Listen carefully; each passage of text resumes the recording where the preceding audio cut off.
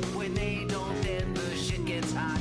Though there's C+ in their gameplay, their commentary gets an A. So boys, girls, black, white, brown, and blue, if you're kind and you're respectful too, then we would like to welcome you to Misadventureland. Hello, everybody, and welcome to the Misadventureland Game Show. I'm Bobby, and I'm here with Justin. Hello. Welcome, everyone. We're here. We're here to talk about the best video games of the year 2021. I believe is our plan. Correct, Justin? Yes. At least some of them. Some of the best games of 2021. No less than 5. No less than 5. No more than 10. No, that's not true. We will talk about a lot more than 10 games. Tonight, though, we are going to be doing our categories for the year, in that we are going to be running through a bunch of them, and we'll put up everything on screen as we go. We've got a lot of categories to go through tonight. This will be in 2 parts. So we're going to do all our categories, and then the next episode, which we're not exactly sure when the date's going to be. We're going to try to do something this weekend. If we can't, we'll just do it. We'll do it next week at a normal time. But we'll let you guys know about that. We'll do our actual top 10 games of the year and take a list and whittle it down and order it into 10. We are doing this live over on our YouTube channel, Misadventure.land. If you're listening on your podcast platform of choice and you want to see the video version, you can do that there. Please remember to like, subscribe, and ring that bell so you know when any of our episodes or videos go up. Big hellos to everybody in the chat right now. Welcome, everyone. We have a lot of stuff to go through. This will be interactive, too, for people who are actually watching live, because you're going to see Justin and I sort of go through our categories to possibly add some games or entries that maybe we haven't thought of yet. And we'll also be asking you if there's any, because you might jog our memories on something. I ask anybody in chat just to, I don't think I have to say this to our audience, but remain respectful and with each other as we talk about this stuff. And, secondarily, be respectful to us. And don't be angry at us when we cut the thing that you like the most, because I guarantee you it's going to happen a lot. We're going to cut a lot of stuff that you wish we did not cut. So here we go. Let's let me change over to our special view. Justin, if you can monitor the chat for me, because I'm not going to be able to do that while we're doing this. Okay. Because when I merge over this screen, I'm going to have to look at our list stuff first. So here we go. Welcome to our game of the year stuff. I'll tell you our categories we've got so far. We have time loop of the year, best multiplayer, the Ursus Fidelis dead game of the year, which is our old game of the year, which means a game that came out not this year that we played a lot of. This person is all right, which is our character of the year. The most immaculate vibes, which we'll explain when we get there. Best story, best looking game, best music, and best moment, sequence, or level. So that is what we have so far. Each of these categories, we have a short list going on right now, but these things can be added to this list. So none of these are locked. It's just what we have so far. We kind of thought of as we were brainstorming this stuff. And we're going to start going through this stuff because we're going to be here for a while. Buckle up. This is going to be a long one, is my guess. I'm ready. We've done a pretty good job, I think, in our podcasting of keeping things to an hour and a half or so. This is not going to be an hour and a half. This is not that. No, this is going to be an old school podcast, and we're going to be long. All right, people are buckled in. People are home and settled. Let's do this. Let's start with time loop of the year, Justin. You want to read out the nominees? Do you have them in front of you? I do. Time loop of the year, 12 minutes, Deathloop, Overboard, The Forgotten City, Returnal, and we have Forgotten City listed again. We do. I don't know why that happened twice. Well done, us. We're off to a stellar start. Obviously, what wins is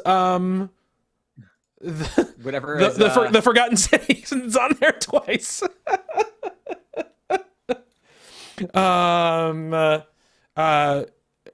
Just I don't want to freak you out, Justin. I don't put too much pressure on you.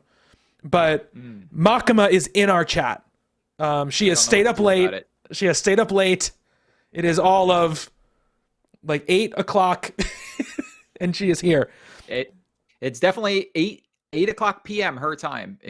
It's definitely not any other thing but that. Yeah, absolutely. 8 o'clock her time. Thanks for hanging out, Makima. Yeah. So 12 minutes, Deathloop, Overboard, a Returnal, and the Forgotten City. Did we forget anything? I will say there is a conspicuous absence on this list that is Loop Hero, which is a game that I did not touch this year. Me neither. I purposely held out waiting for the Steam Deck version of it, which I should play inside of this month. Yes, hopefully, if my Steam Deck comes on time. Yeah. But yeah, I think that's probably the biggest absence on this list is that people are going to be like, where is the game with Loop in the name other than Deathloop? So yeah, that is why Loop Hero is not on this list. It's just neither of us touched it because we decided to wait. Yes. So we have not played that. Is there anything else that we played that I am missing from here? I don't think so. Right? No, I don't think None so. of the other like rogue-like games that you played this year are exclusively really time loop games, right? They're not actually time loop games. Returnal really straddles that line hardcore of a roguelike / looping game, and we'll get into why that makes the list over other roguelike games in just a moment. Yeah. All right. So this is our list. So we're gonna do kind of like the giant bomb model for this, which is we're going to pick a win for these categories. We're going to pick a winner and 2 runners up. All right. That is what we're going to do. One game shall win, and then the other game, and then there will be 2 runners up in no particular order. Does that sound good to you, Justin? You know it always has. Because Justin actually didn't talk about this part of it before we started recording. And this is just assumed. We've been doing this for so long. We're just going in. Yes, I figured we haven't done categories in a while though. So no, it's been a while since we've actually done any categories. So that's why we needed to just talk about it. Yes, and 2 losers. Thanks. 1 winner and 2 losers. Okay, so let's talk about what we can. So this one's going to be a little easy for us. We only have to cut 2 games off this list initially, and then get down to the 3 we want to figure out. What do you think we can take off this list, Justin? We could take 12 minutes off this list. Are you sure? No, let me. No, I'm just kidding. Yes, we're definitely the 12 minutes. We're definitely taking off 12 minutes. Yeah, we're definitely taking off 12 minutes. I looked around at. I was excited for 12 minutes. I looked around at it, and it was just one of those games where it was just like, the more after it came out, people had opinions about that game, and the opinions went hardcore. And I actually never knew what the ending of that game was until 2 days ago when I meant to text you and Andy and be like, oh, by the way, I'm sorry. For anybody who's not used to this, we're going to spoil the ever-living fuck out of all these games. Yes, but I will say, we will. I think we will try, especially in these categories, to throw up some spoiler walls. I liked the way that Min-Max did it. So they said like, okay, we're gonna put spoilers. I'm not saying we can't. We can definitely do it. Like we're definitely gonna spoil stuff. But I'm just saying like let's just give people a warning before we do. A warning. Okay, so that because we don't need to spoil. There's stuff we're not going to need to spoil in talking about some of these categories. Like we don't need to. Right. We're not going to spoil the story of Halo Infinite talking about best multiplayer. So I don't want to I don't want people to feel like they can't listen to any of it. Obviously when we get to best story, that's when you really need to pay attention. Yes. But I will say I'm going to spoil a little bit of the ending of 12 minutes, which is a bad video game that you shouldn't play in the first place. Okay. There's a surprising amount of incest in that video game. Yep.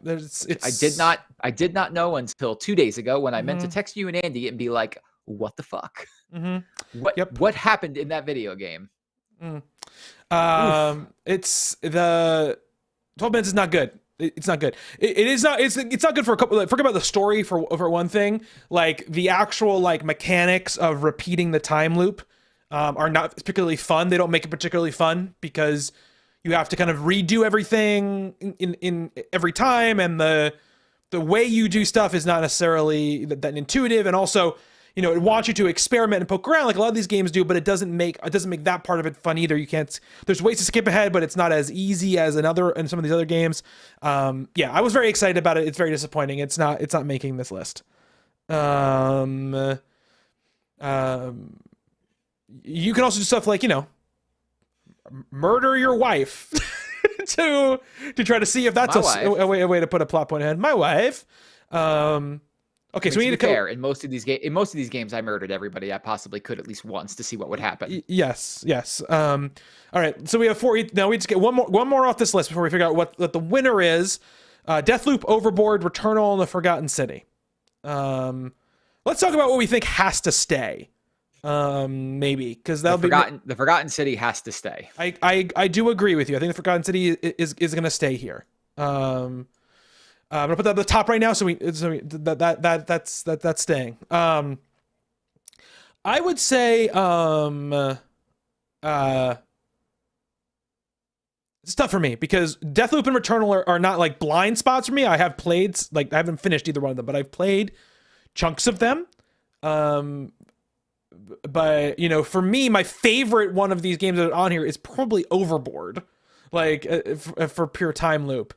But that would leave us with having to cut Deathloop or Returnal off this list. I really enjoyed Overboard, and I think it does lean into it would make you think it's more of just a video game that you replay, but the game itself knows that you're kind of looping. And the characters know over and over again, and the characters know, which is wild. Well, the main character knows. The main character knows. Yeah. Which is just crazy because it doesn't explain why at any point. It does not get into the fact, why are you in this weird loop? Yeah. I would say, dude, I want people to make sure they realize too. I want to just reiterate here. Time loop of the year isn't necessarily the best game that has a time loop, right? Or saying that Overboard is better than Deathloop. It just means, like, for the pure time loop aspect of it, you know, for that idea or that concept, like it achieves or is standout for us in those ways. I think Overboard probably makes this list. Okay. Because it references its loop a lot, and the characters, it lets you know, like, you've done this, you haven't tried this yet. And just because I don't think this game is going to get a ton of shine elsewhere, I liked its story a decent amount. Mm-hmm. I am cool with Overboard being on this list. Okay. All right. So this is a battle for Justin's soul type of situation. What goes between Deathloop and Returnal? It's hard to say, right? Because, you know, Deathloop, I mean, the name loop is literally in the name. So it has to win time loop of the year because it's in the name.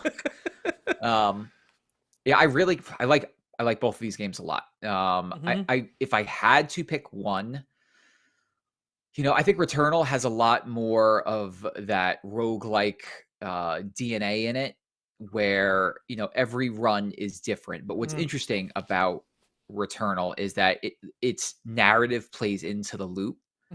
Like, you're seeing what happens if a person was continually dying and coming back to life and dying and coming back to life, like what that would do to a character's psyche, what that would do to your psyche.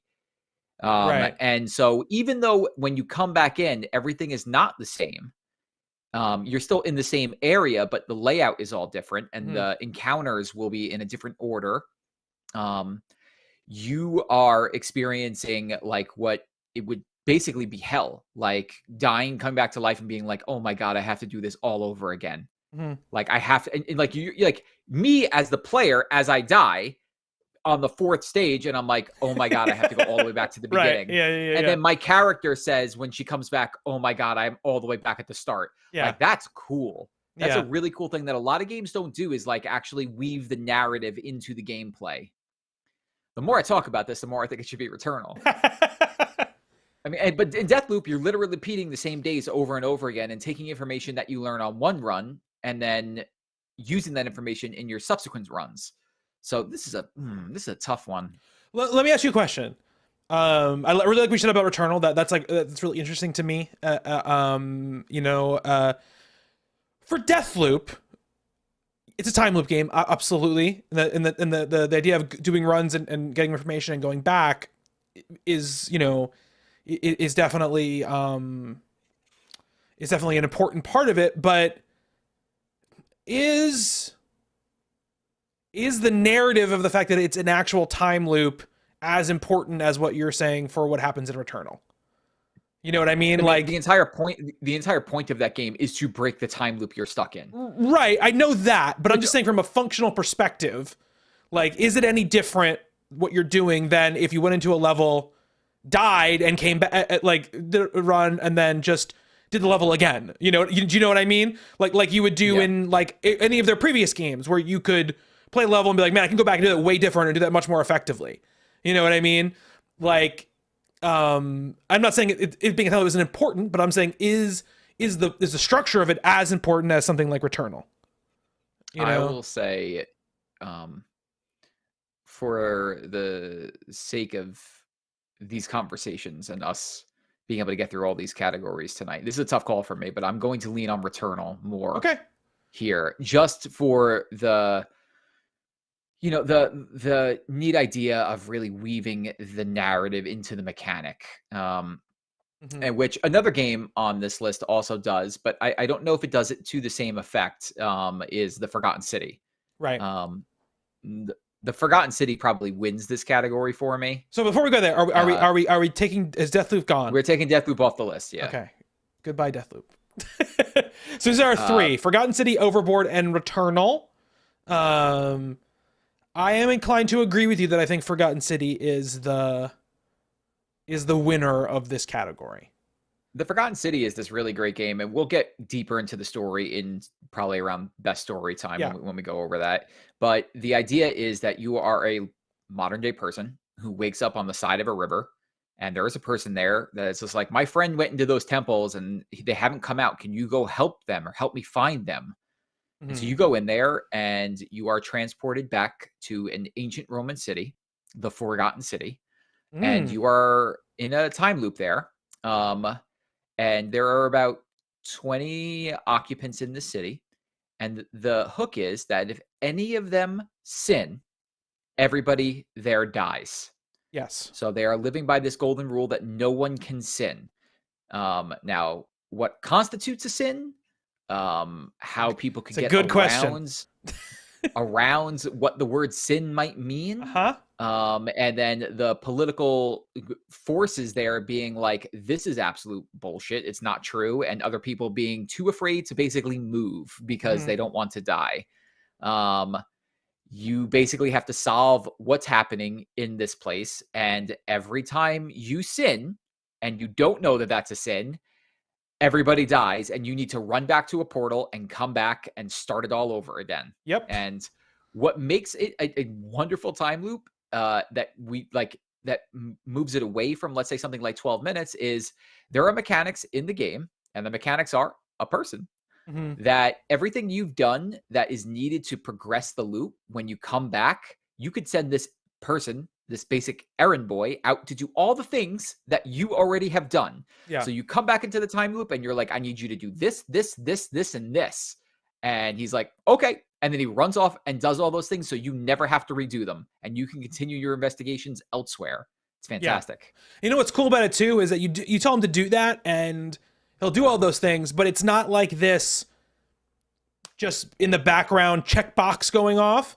You can actually, if you want to, you can follow him around the city while he goes and actually has conversations with NPCs that deliver the information that you wanted to deliver. So, and totally, like, they didn't have to do that, right? He could have run off, sort of disappeared, and just like set the dominoes in motion. Oh, no. It's in real time, because at one point where I was near the end of the game, I was like, I just need him to come back here. Yeah. And I had to sit around literally waiting for him to like run around and do everything for me. It's a cool game. It's made by like 3 or 4 people who were making Skyrim mods. And then they were like, they took one of their Skyrim mods and was just like, what if we make our own game? Yeah. The writing in it is really good. Like we'll get into all that, but it's Yeah. a neat thing. It's on Game Pass, so It is on Game Pass. Yeah. everyone should check it out. It's very neat. It doesn't take particularly long. It's like 5 hours or so. 5 hours. And, and I think people listening too, if you feel like, I think sometimes these games can, when you're talking about them to people who haven't played them, can seem overwhelming. Like, oh, there's all these people and I have to keep in my mind. It's like they do a lot of good job with their systems of keeping it not overwhelming. You are, it will guide you when you want it to guide you, and you can track quests, and it's easy to keep in mind. And you're not, unless you really set something in motion, you're not going to have a situation where all of a sudden the town is going to be destroyed when you don't realize why. Almost always you're going to know why it's being destroyed. So it's not like you just have this constant ticking clock over your head as well when you're doing things. There are things you do in certain order sometimes and stuff like that, but it is that. And when we get to it, it's got bonkers ending. Oh god, yeah. When we get to it. So let's do this. Congratulations, The Forgotten City, Misadventureland's best time loop of the year. Congratulations, The Forgotten City. With runners-up Overboard and Returnal leading the pack. All right. Our next category is Best Multiplayer of the Year. These are all games that came out in the year 2021, not counting games that came out previously that we might have played a lot of. That's for another category. That's coming up in a moment. Our nominees. You want to read the nominees, Justin? Best Multiplayer: Halo Infinite, It Takes Two, Forza Horizon 5, What the Dub, Splitgate, Back for Blood, Aliens Fireteam Elite, and Call of Duty Vanguard. Is there anything we want to add to this list? Have we forgotten anything? Battlefield 2042. No. We do not want to add this to the list. No. This isn't like our Game of the Year lists where we put as many things as possible on the list and then try to whittle it down. I don't want to add a game that we didn't enjoy onto the list. No. Is there anything we played? I'm trying to think of stuff we played either co-op. Myth. Oh, yes. Good call, Justin. Good call on that one. Let's see. What else? Anything else? That just completely screwed up my top 3 games for this category. Let's see. No Riders Republic. No. Far Cry. Riders Republic is cool, but Far I'm Cry not 6. gonna put that on the list. Yeah, I'm not gonna put Far Cry, which I forgot we owned since 2 days ago. Yep, we do own that game. No, I think these are the games that we probably spent the most amount of time with. The Ascent that came out this year. I mean, I forgot The Ascent. Wait, I forgot something. Forget? Outriders. Shit. Okay, well, Outriders is something. We played a lot of Outriders. We need these discuss it to get rid of it. Well, Megs, Fortnite can't be on this list because Fortnite did not come out in the year 2021. It's on the next category. I think that's. I'm actually adding something to that category right now. Okay, I left something out. I think that's good. For our list so far. All right, let's talk about these games. Make a cut. I went first last time. You make a cut. I mean, this is gonna be this is easy. To this begin is easy. with. You want to take 2 cuts apiece? No, we don't think of it. Aliens Fireteam Elite. We can cut off the list. I agree. I enjoyed that level. Was hard. It was very hard. It was so hard. We ran that level a couple of times and could not beat it. That ending was rough. I think it had some good ideas. I think it being third person, it not being zombies, it having a little bit of having that sci-fi aesthetic and stuff like that, I think made it something I was a little more interested in doing than some of the other stuff. But we only played it like a lot of these. We're going to talk about this a couple of times. We played it once. It was fun, but it's definitely not one of the best multiplayer games of 2021. So let's get rid of that. All right. So Justin, make a cut. Splitgate. Oh, okay. I didn't think you were going to go right to Splitgate, but I mean, I'm fine with cutting Splitgate, and you had a You had like a couple of weeks where you were like all about Splitgate. Well, I mean, the thing that happened to Splitgate is the game that Splitgate is mostly copying came out. It's true. Well, we were not playing Splitgate for quite a while before Halo came out. I know. But yeah, I mean, Splitgate's a really cool idea, and I hope that game continues to have success. It was one of those games that got too hot for its own good. Yeah. And when we really wanted to play it, it wouldn't let us into the servers. No, And so eventually, after about a week or two of that, we were like kind of just mentally moved on. Like, and now it's like anybody can play it anytime, but like other things have come out. But I mean, that game's Portal, it's Halo and Portal smashed together, which is a cool thing. So I'm sure at one point we'll go back and check out some more Splitgate just to see what's up with it. It's one of those games we'll randomly check in on, but definitely not the best multiplayer of the year. No. Cheers to the beginning of that game when they don't tell you you're playing against bots and you just think you're the best first-person shooter player in the history of the world. I love when games do that. I just went 45-2. And that changes at a certain point. All right, my cut. Back 4 Blood. Yeah. We played it. We played it twice. I know. I would love to play more of it. The problem with that game is like you really need 4 people to like all link up and play. Yeah. But I really like Back 4 Blood, and I would like to finish that campaign one day. My issue with Back 4 Blood is the same thing like I have issues with some of these other games and like of its style. But Back 4 Blood, I think it exacerbates it a little bit because it has a lot of levels, right? It has it has acts, it has like 5 acts and a bunch of levels in each of those acts. And once you get to a certain point, you can start up from the point that you're at, but you're starting in the later part of the game with deficient equipment and perks. And so it makes it very hard to, like, if you lost, let's say in the first or second chapter of Act 2, it's tough to pick up from the beginning of Act 2, right? With no cards built up, no nothing built up. So you kind of have to go back to the beginning again. And for the last thing in the world I want to do is play that fucking opening level again. I played it too many times anymore. Yeah. You know? I wish that they made it like they made concessions for like, I want to start at Act 2. Okay, let's like, even if it's random, we'll give you a random assortment of like perks that you would have built up over Act 1 or whatever. That's my main problem with it, is like it's tough because then also like if you play it together, like the person who hosted the game has all the progress, and then you can't just pick up and do it with other people. It's one of those things where I just feel like there are things about it that could have been improved. Make a cut, Justin. Outriders. I'm looking at what I think the top 3 should be, and I'm saying, okay, that's fine. Just making sure that I wasn't I wasn't losing something that might be on the top 3. But yeah, we can lose it. It was fun. We had a good time. It just lasted like, I don't know. We had a good time. I'm sure we'll talk about this again when we like whittle down our full like game of the year list. But like, it just lasted too long. It lasted way too long. At a certain point, we're just like, let's just go. Let's just get this over with. Essentially, was really what it was. Not enough variety, not and stuff to really bring it home. I did enjoy it though. I did. The first like 10 hours or so, we were having a real good time. Oh, great. Even though the story is hot garbage all the way through. So bad. It's really terrible. But yeah. All right. Cut for me. I'm gonna say let's get Call of Duty Vanguard off this list.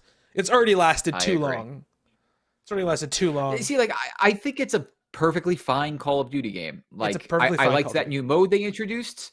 I could always have fun with Call of Duty. We've said this 1,000 times. So like, it's not the best. Come back and see me next year when Modern Warfare 2 comes out. Yeah, I mean, like I said, it was fine. I had a good, perfectly fine time playing it for the time I played it, but it was just nothing special. All right, Justin, we're getting down to it. Now we've lost all the easy now. Now at least some of it is a modicum of hard, I would say. If it's tough, let's do this. What would be your top 3? My top 3: Mm-hmm. Halo Infinite, Okay. Wildermyth, Okay. What the Dub. Ooh, it's a dark horse sleeper on that one. Um, I would say for me, this would be um,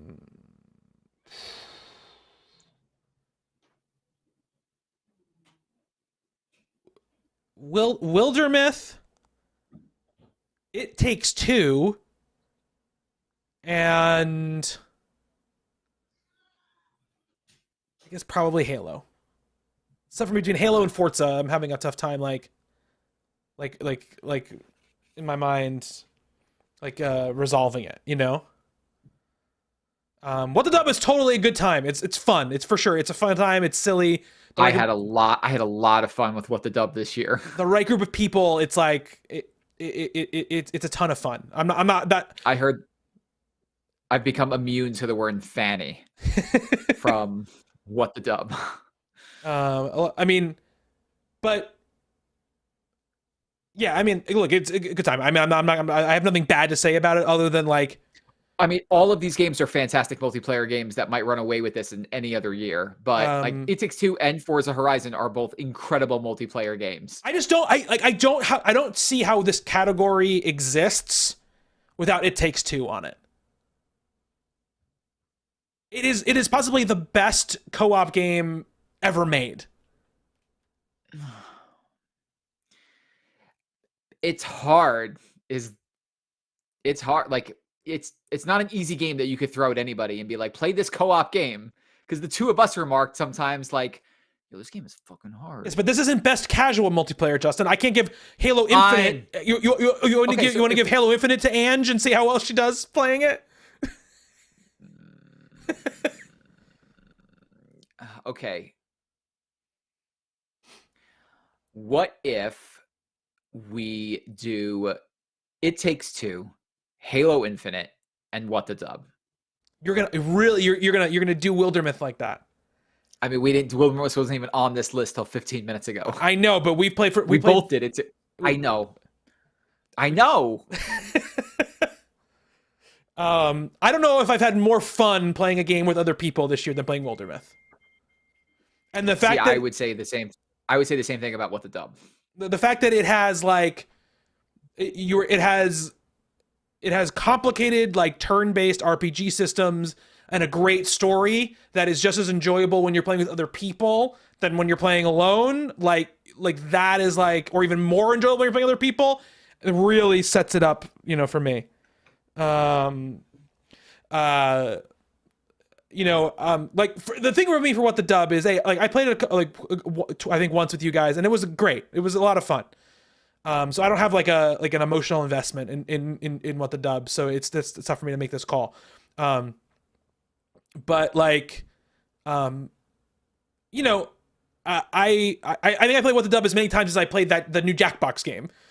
So and both were great to play because those are the kind of games that they are. You know what I mean? But and again, I don't want to. We're getting everyone. So everyone knows this. If this is the first time listening to these conversations, we're gonna get into very granular, almost. You're gonna probably roll your eyes at how granular some of the stuff we'll talk about is. But when you're trying to distinguish between games that are as different, as What the Dub and It Takes Two and Halo Infinite, you got to get down into it. Well, I think we could safely cut Forza. Yeah, we can cut Forza. We just didn't play enough of Forza, and I would say we had some. We put 20 hours into it. I'll say. I don't think we played 20 hours of Forza. 15. I don't even know if it was that much, to be honest with you. But I really liked Forza. I really liked it too. But I think we didn't mention it in either one of our top threes, and I think that we did have issues too with Forza and connection issues and stuff dropping out, and I think there are still things about Forza's multiplayer when you're playing in a crew that aren't as user friendly as I'd like them to be, like not being able to see each other's waypoints on a map, not being all that kind of stuff. Yeah. I think for an open world driving game, I should be able to drop a pin and you should be like, oh, I see it. We're going to go here. Yep. No, You you're know, totally right. So again, these are little dings. Forza Horizon 5 is a great game. But those are the little things for me that take it off. So I'm going to take this off the list. This is really tough because like part of me is like, I should just give up What the Dub, but then I literally remember many nights with our friends across the pond where we don't get to play a lot of things together, and when we did get to party up, and I introduced them to What the Dub after you introduced it to me, and just literally almost rolling off my chair laughing so hard. And I'm sure alcohol had a lot to do with that, but still, just fantastic moments of seeing who could make each other just squeal with laughter by saying the most filthy things imaginable. And here is the thing I will say about, about games like What the Dub. There are a bunch of games like this, right? And this is not a ding against it, but in comparing with the other games, here's my question to you, right? First of all, What the Dub does one thing, right? It does one thing. And when these other games do multiple things. Again, it's only trying to do one thing. But it only does one thing. And two, I think it's the most reliant of any of these games of the personalities of the people you're playing it with being the thing that makes it fun or not. You know what I mean? Like, it's essentially like a... Yeah, but I mean, again, if you're playing It Takes Two with somebody who's bad at video games, trust me, you're not going to have a good time. So you're relying on that person for your enjoyment as well. That argument could also hold up there as well. It could, yes, but like let's take out the fact that like, you need someone who can play video games to play It Takes Two. Like, I don't think that being a ding against it in this category is like. No, well, yes, but I'm just saying, like, it's a very tough thing to do when we're talking. We're talking about video games. If you're relying on what somebody else brings to the table for the enjoyment of a video game, like we could even use Wilderness as an example. Like, you could use Halo as an example. If you really every multiplayer game is dependent usually on someone else. Yeah, but that's your argument for What the Dub is. Like, if you come to the table with somebody who's not enjoying What the Dub or is not bringing that energy to What the Dub, it would be no less for me than like what kind of energy someone's bringing to Wildermyth. Right. Because in Wildermyth, you need buy-in. You need buy-in for, I mean, yes, you could do hey, look, I'm going to move over here and you're going to move over here, but that's not really what makes Wildermyth special. What makes Wildermyth special is when you really embrace becoming whatever the fuck my name is in that game. Yeah, I don't remember what your name is, but yes, I agree with you. But that takes it to the next level. But the basic stuff that's there in Wildermyth anyway, which is great writing, and fun turn-based gameplay, is there no matter who the person you're playing with is, right? It Takes Two, the like mechanical stuff that makes it interesting, and the visual that makes it interesting is still there. Even when you don't have anyone to play with, you of all people have played how many hours of Halo Infinite by yourself, and a lot, and enjoyed it. So this is what I'm saying. These other games, there's possible. It doesn't. What the Dub is like a blank canvas. It's like playing Mad Libs with somebody, right? And I would wager the same like criticism against something like, like TKO or any of those Jackbox games that require like a lot of user implementation and cleverness to do, right? That's kind of where I'm coming from, is why I'm resistant to it. And also because it is just like this very like light, like one trick pony essentially. Like even concede. like I will concede. If we're gonna change, Lanny comes up with a fantastic idea in chat. Can we give What the Dub an honorary award? And I say yes. This category is going to be known as what Misadventureland's. Oh wait, what is it? It's What the Dub's best multiplayer 2021. What? You know what the honorary award for it is? If it's on your top 10 list, Justin, that's what the honorary award is. We're changing the name of this category. Do you know how to change it? Fucking, I might be able to do it. Misadventureland's Best Multiplayer of the Year, presented by What the Dub. There. Okay. Go right ahead. All right, so now we have 3 games on here: Halo Infinite, It Takes Two, and Wildermyth. Yes. Fight me on why this is not Halo Infinite. It's the reasons why I said I think it Takes Two, because I think It Takes Two is the greatest co-op game of all time. That's why. I think that it is literally you can't do anything but play it with somebody else.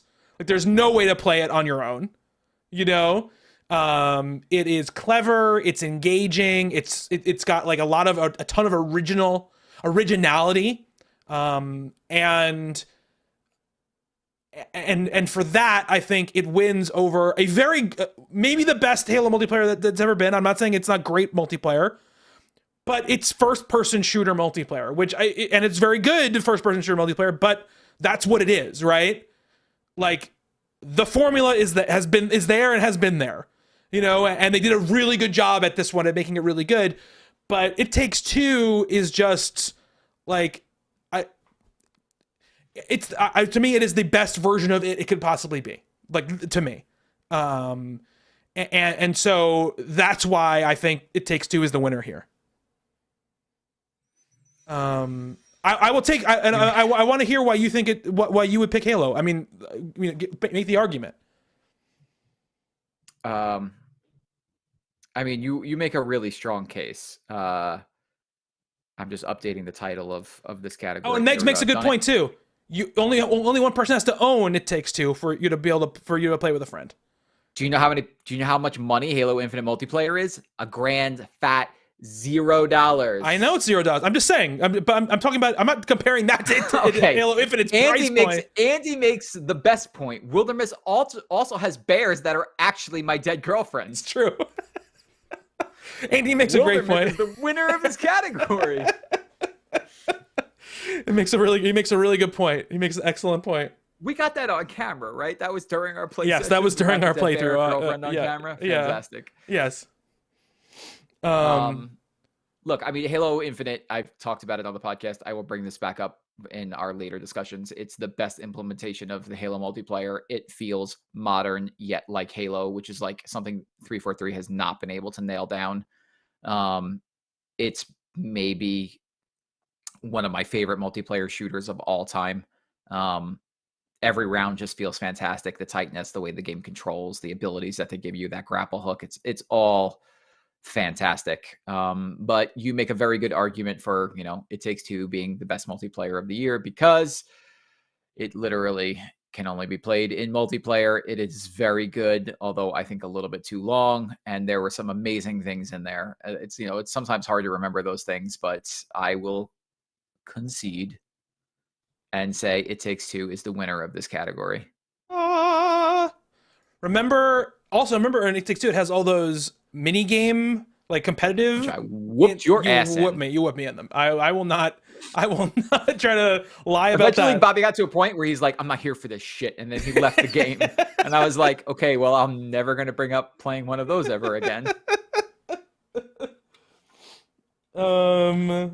It's a great time. I do agree with you. I think I think its narrative goes on too long. Absolutely. It absolutely does.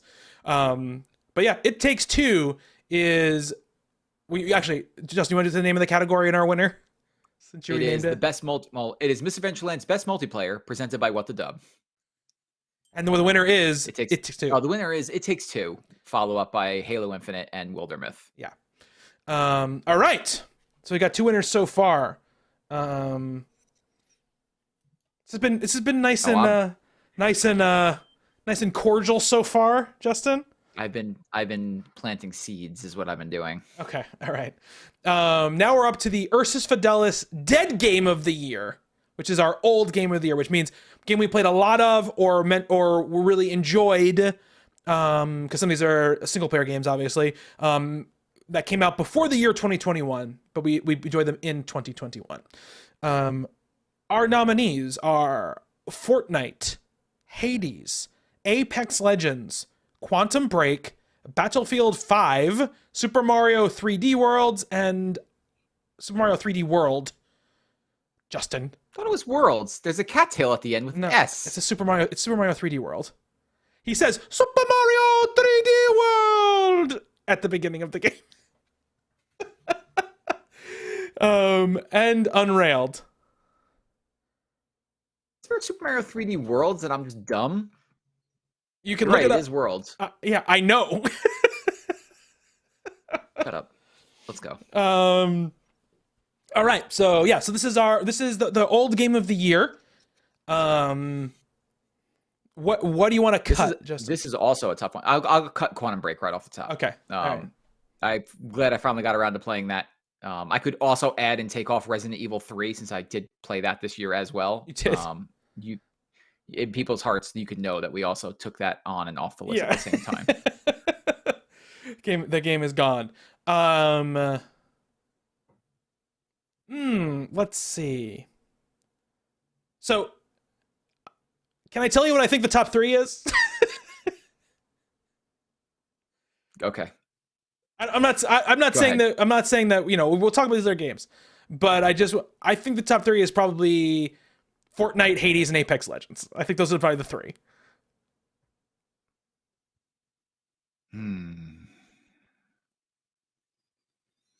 I don't know. I agree with 2 of those 3. Personally, I have played a lot of Super Mario 3D Worlds. Justin, you and I played over 100 hours of Apex Legends this past year. I know. But I mean, you could point to freaking any year and say that. I know, but that doesn't disqualify it. It doesn't disqualify it. I know it doesn't disqualify it. And we also played a decent chunk of Battlefield 5. Not as much as obviously any of these other games. No. Well, I mean, I played more Battlefield 5 than the bottom 2 games on this list. Actually, that might not be true. I played a lot of Super Mario 3D World this year because of my son. Yeah, I mean, I have played a shit ton of Super Mario 3D Worlds, and I'm not. It's hard to be like, which game did you like better, Apex Legends or Super Mario 3D Worlds? Like, that's a very hard thing to suss out, right? No, I'm not. Yeah, no, it's not. No, yes, of course. No, that's not what we're doing here. Like, we play Apex. We're going to play Apex 100 hours every year for the next however long that game has servers running, because we both love that game to death. We do. So it's not going to be new to me, right? That we like jumped in and played this. We were not podcasting the last time that Super Mario 3D Worlds was possibly up for 3D World was up for an award, because we didn't have a podcast at that point. What year did Super Mario 3? Yes, we did. We absolutely 2014? did. Well, yes. Did we? Yes. Oh yeah, it should have been presented by Fall Guys. You're right. Didn't Bastion come out in not Bastion? Wasn't that the first year we did it? Transistor? I don't remember. Wasn't that 2014? I honestly don't remember. That was 2014. You know what? Fine. I didn't have a Wii U. Yes, you I did. have a Wii U. And I actually had this game. You know what the problem was? I didn't have anybody to play it with. And this year I did. And I have had just a glorious time playing with my friends and picking up one of them and throwing them off everything I possibly can. Mm-hmm. Yes. And is that better than Apex Legends?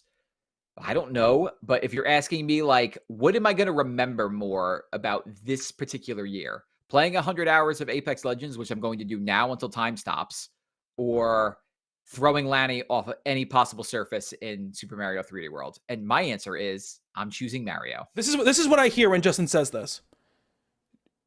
Is it more enjoyable that for the 150 hours of the game I played with you, Bobby, or the 15 hours I played with somebody else?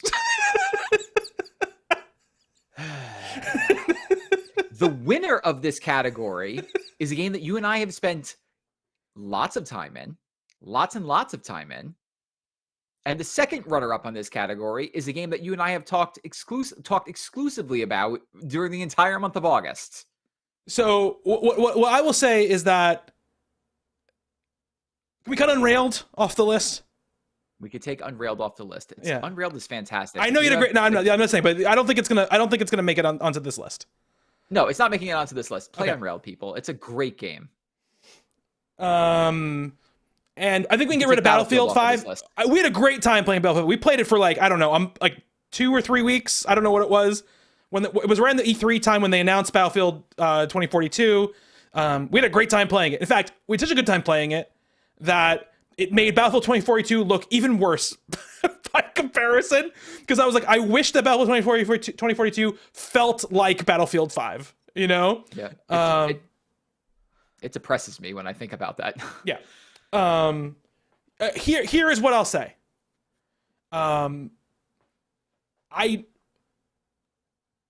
You and I are playing a lot of Fortnite right now. A lot of it. But I would say the majority of our like our love of Fortnite has come in the year of 2022. Right? We played it in 2021. Was the Marvel season in 2021 or was that 2020? I don't even know at this point. That was 2020. No. We did play a lot. Andy, you did drive a tractor in Battlefield 5. Andy will know this.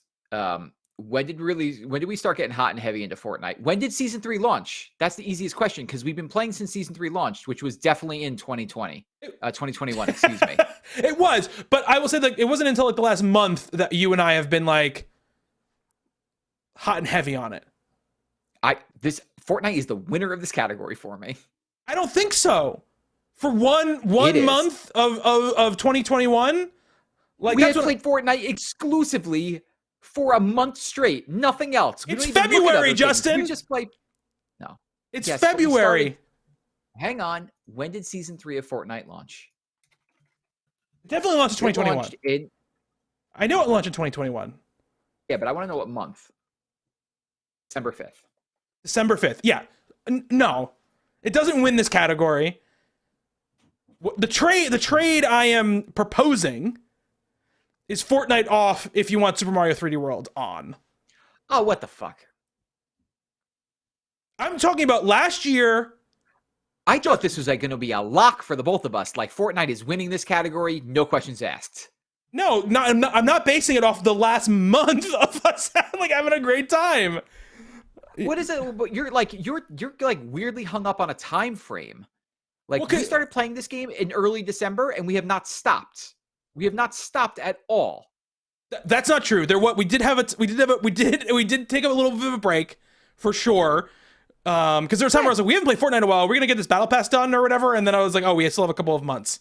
That was just like me. Like that was like me not playing video games for like a week. It's not like we were playing other things in between. I just was not playing anything. Right. Or we were doing catch up for Game of the Year. But I will tell you, it's not like we were playing other multiplayer games. It's not just about a time frame. Do you remember how obsessed we were with Apex Legends at the beginning for the first 3 months of the year? I will always be obsessed with Apex Legends. Does that mean Apex Legends is going to be on this list every year until we stop doing this? Yes. It's not the best new game of last year that we only played last year. That's not what it is. This is the place where we honor the games that we continue to play or that we play for the first time in the year before. And I'm not saying it's going to win. I'm not saying it's winning this category, but I think recency bias is taking you to a place where you're forgetting like how much we talked about, how much we played, how much we like invested in playing that game at the beginning of 2021. January, February, March, like at least maybe into April. I don't even remember. It was definitely the first 3 months of the year for sure. We were like all in. We were watching stream after stream about it. All our friends were streaming it, and we were watching them play it. Like, is that your winner then? It's not my winner. Hades is your winner. Yes.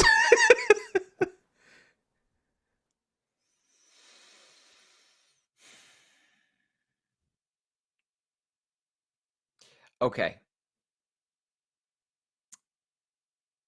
I will take off Fortnite.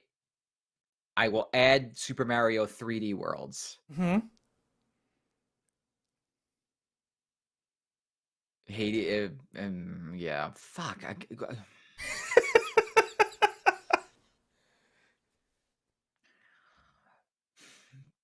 Fortnite, like, to me, is definitely.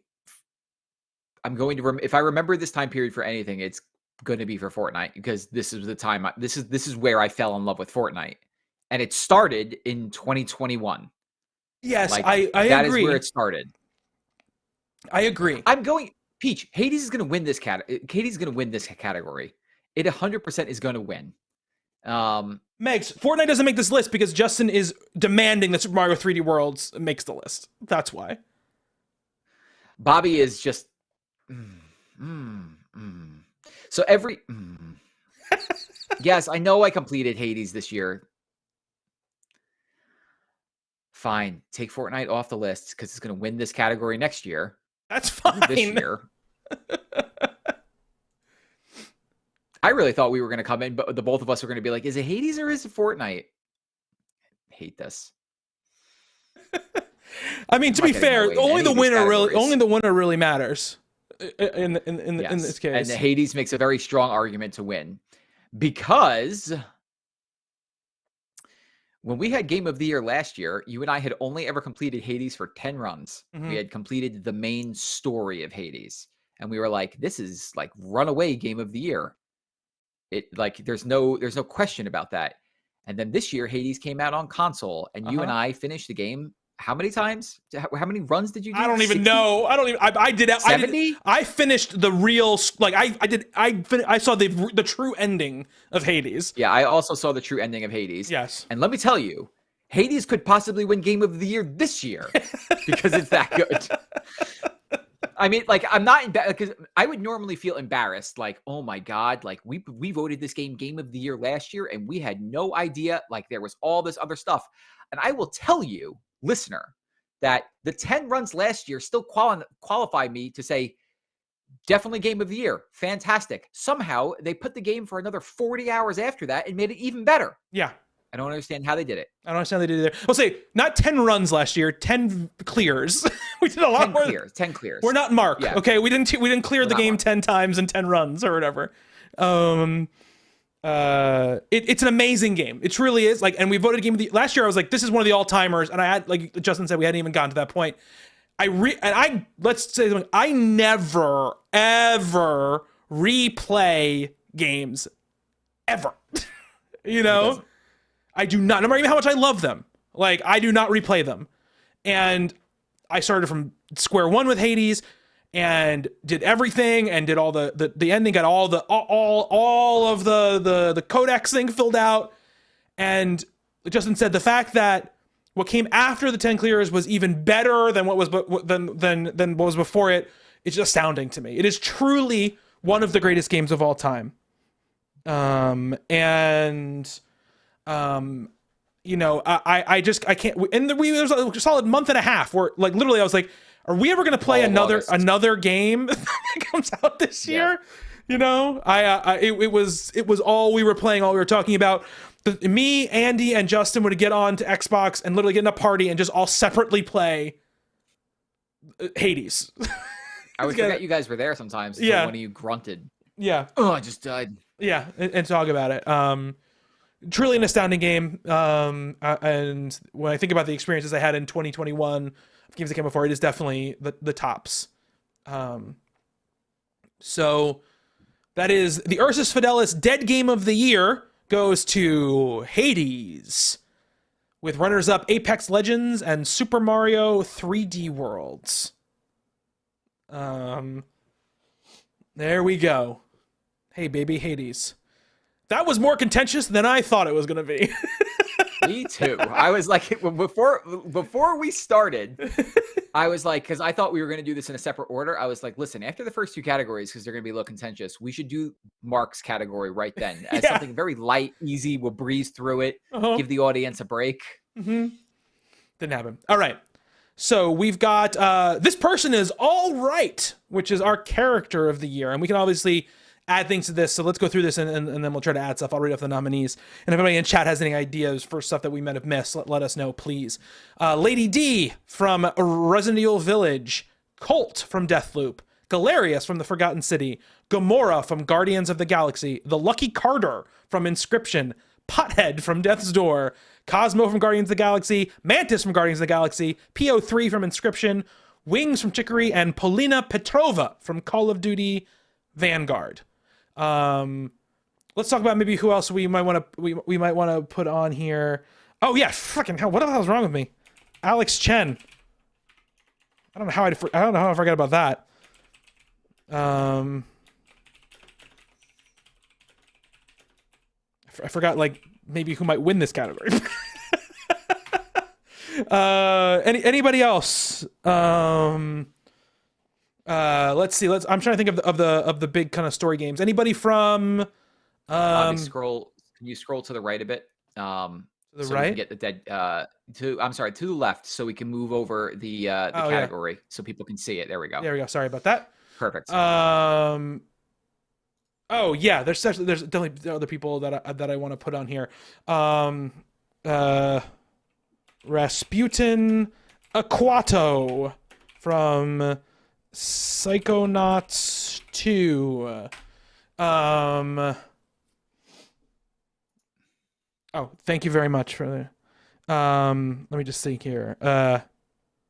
Just any other characters that you can think of? I have one in the back of my head. I'm looking for the name right now. Anybody from Halo? The weapon? No. Although it's nice to have Cortana back in your head. That's not actually Cortana, but no, I don't think anybody from Halo really deserves to make the cut. Okay. I am looking at the voice list for this game, and I need to get the person. I'm also going to say, let's see, Ford Cruller from Psychonauts 2.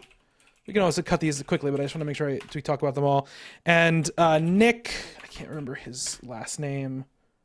Let's see, Nick, Psychonauts 2.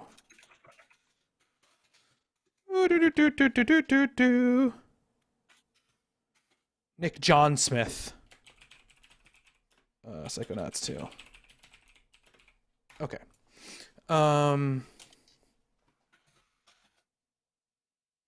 Let's see. Who else? I'm gonna just look at some of these other games we have listed here so we can do it. Anybody else from Forgotten City? I don't think so, right? So. No. Galarius is really the Anybody from Returnal, there. Justin? I mean, Celine is really good.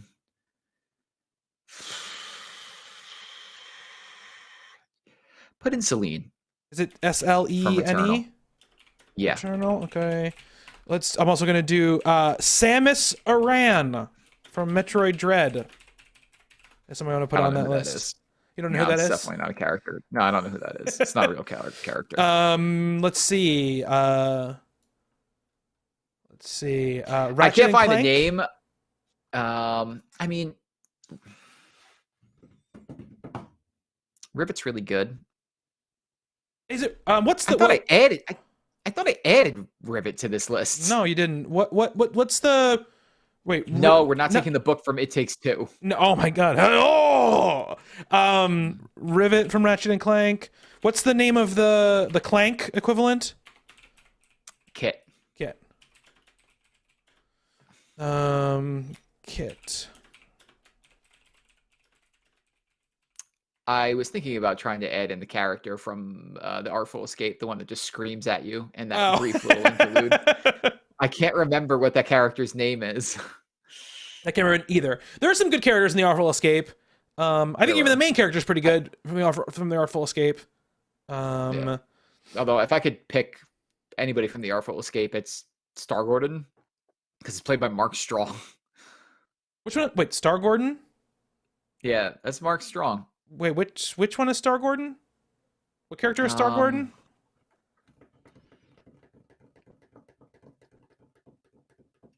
Why can't I remember where he comes in? I like the one. I just remember being like, "That's Mark Strong." I like the one that's voiced by what's his name? Jason Schwartzman, the brain in a jar, assistant guy. Yeah. I don't think any of them are gonna make the cut or anything, but I just I wanted to bring those up. I think this is a good list. Okay.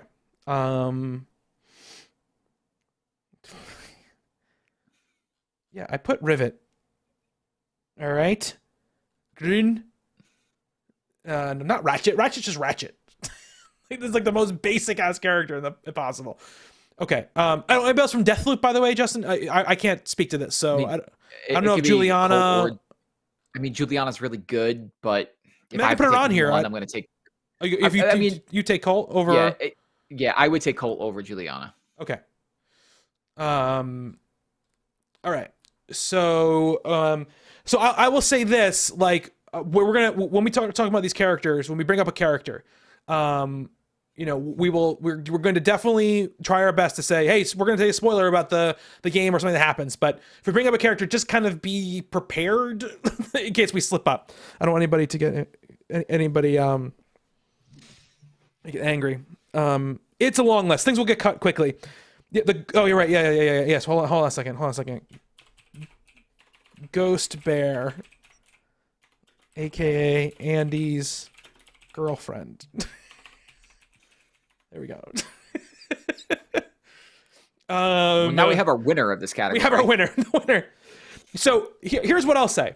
We're kind of to sort of like set the stage for this character of the year conversation. Wait, I have a quick question. Yes. Does Ethan Winters is his last name, right? Huh. Does Ethan qualify because he's a previous character from a different year? Yeah, this isn't new best new character. It's just best character. Oh, we've always done best new character. No, we haven't. That's what Giant Bomb does. Resident Evil 7, Resident Evil Village. Yeah, Andy, I can't remember our names either. I can't remember our names either. No, I can't remember. In Wildermyth, I can't remember what our names are. Yeah, those are bad names. Okay. All right, Justin, why don't you want to make a cut? How about we do this?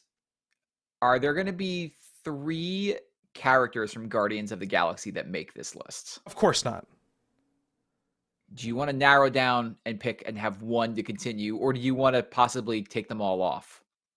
I'm not taking them all off. Are you kidding me? All right. So who out of Guardians of the Galaxy do you think moves on? Let me put them next to each other so we can better see. I'm gonna try to like just put some of these ones close to another so we're not like looking through. It's tough. What do you think? You finished it too. I mean, we could also add Drax to this list if we really want. We could add basically all of them to this list. I know. They're all great, but I think out of that entire game, I think these are the 3 standouts. Yeah. So this is what I was gonna say before we get into this. This is the thing I want us to think about as we go through here, and this is always like the battle with this category, right? Is that all these characters are getting lumped into the same pool, right? So you have characters that are more comic relief, or we have, I think, eliminated all of like. We haven't really included any like meme characters on here, for the most part. The Artful Escape guy would have been the meme guy. Yeah. So, think about like, best character, is it most memorable? Is it they have the best character arc? We're going to be talking about all of these things. So I think that comes to play right away if we're going to start breaking down the Guardians, characters. Because Gamora is the one, or it's tough. It's or Drax. I don't know which one we even talk about, but those are the ones that I think are the standout, like full arc characters of those games. Cosmo and Mantis are memorable for different reasons. I think we can take Cosmo off first. I think Cosmo is the least character of the 3 of these characters. Would you agree with me? Yeah, I mean, Cosmo's freaking awesome though. A talking dog is great with a Russian accent. A Russian talking dog. Really good. It's great. But I think that Mantis fulfills a lot of the same like memorableness and humor that Cosmo does, but has more substance, is what I'll say. Let's say, again, talking about how good Guardians of the Galaxy is, Cosmo is also not a one-note character. There is like actual emotional stuff that happens with Cosmo at a later point in the game that is not played for laughs, that is played completely seriously. So still really good. But I don't think he's going to be in the top 3 of our characters of the year. Agreed. Great character though. Again, I think if there's what we're going to say it 100 times during these conversations. If you haven't played Guardians of the Galaxy, play Guardians of the Galaxy because it's fantastic. So make another one. Yeah. If we were going to move one of these characters, like to continue moving on, I would probably pick Gamora. I think my entire thought about playing that game was like, this is like, we've seen like while Drax is really good, like, you know, we've seen good, not I'm not even saying this the right way, but I think this is the best realization of the character of Gamora I think I've ever seen. Whereas I've seen good interpretations of Drax and Peter and Rocket. Splitting the difference between the movies and the comics, this is just a really good version of that character. And even though she's an established character, I think that they do a lot with her here. She doesn't carry herself in the same way that the movie version does, and she's certainly not like as murderous as the comics version. But they kind of take the two and blend them together to this really just well thought out and well defined character that has incredibly badass moments. Like one of my favorite moments of the year, I'm going to add it when we get there, is when she shows back up on the ship when you thought you left her behind. And it's just like, holy shit, this woman's a badass. And then at the end, I think maybe the best moment in that entire game is when she's revealing like her trauma. Like that's super affecting, and I think has the best literal moment in the entire game where the team reacts to what she's saying. Especially Peter. So I think she's a really strong contender in this category. But if we were going to take one of the Guardians to move up this list and talk about as a possible winner, as good as Mantis is, and on another incredible portrayal of that character, which mixes both comic relief and like actual story arc, I would still pick Gamora. I'm not disagreeing with you. You used most of that moment at the end, and like I think I texted you and I was like, something, and I was ahead of you, and I was like, something just happened at the end of this game, and I'm literally crying from a Gamora speech. You know, like that's I like my eyes were like welling up during her speech. Really, really good. And I all the things you said, I just second them. Like she's a excellent character, and this is a reason why she was one that got put on this list. I don't remember if it was even you or I who ended up putting her on this list, but the characterization is fantastic. Like you said, Mantis is amazing, and Mantis to me is probably the most like quote unquote memorable of the characters, because the whole sequence with her in that on that planet is just amazing. But I will always favor what you're talking about with Gamora, which is like this well-rounded, deep, completely fully arced character. And so I'll stick with Gamora. So I'm going to take Mantis off, but she is excellent. And I mean, there's no set rule that it had to be one Guardians character, but I don't think there will be other characters I think we're going to be talking about here that are going to move up. So I just want to make sure that we give them their due as well. Let's here. So, I could do another cut for us. Okay, go ahead. Polina Petrova is that the Laura Bailey character? Yeah. She's really good. I genuinely like most Call of Duty campaigns because they're nice, fun, like explosion factories where I get to just see stuff blow up, and that's always fun. And the campaigns, some of them are really good, and some are just like, that was like okay, like it was a nice waste of 10 hours, like where I didn't have to think about anything. The Call of Duty Vanguard campaign is actually really cool because it introduces you basically to like a group of Avengers, and they are a special operatives unit, like the Vanguard, and you play as all these characters, and that culminates into a mission where all the characters come together and you control each of them during a sequence, and it's a really like neat thing. Her character, Laura Bailey's character, is a character who becomes Lady Nightingale, and just through the trauma of her story becomes this insanely deadly person that the Nazis are hunting down. And she has probably the best levels in the game. There's this really interesting sequence where you are like hiding from somebody and like slipping in and out of under furniture to try and take them out. But her story arc, goes from hey, that's really nice that you can like shoot targets and stuff, but you're just a woman and you're going to have to just like, be a nurse or whatever, to becoming like the leader of this like resistance force in Russia is really cool.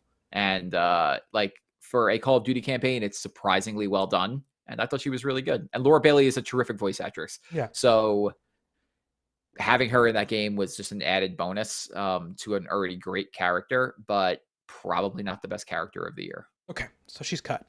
Can we cut Galerius? Oh man, Galerius is so good, Bobby. He's good, but I just don't see him being in the top 3. Good.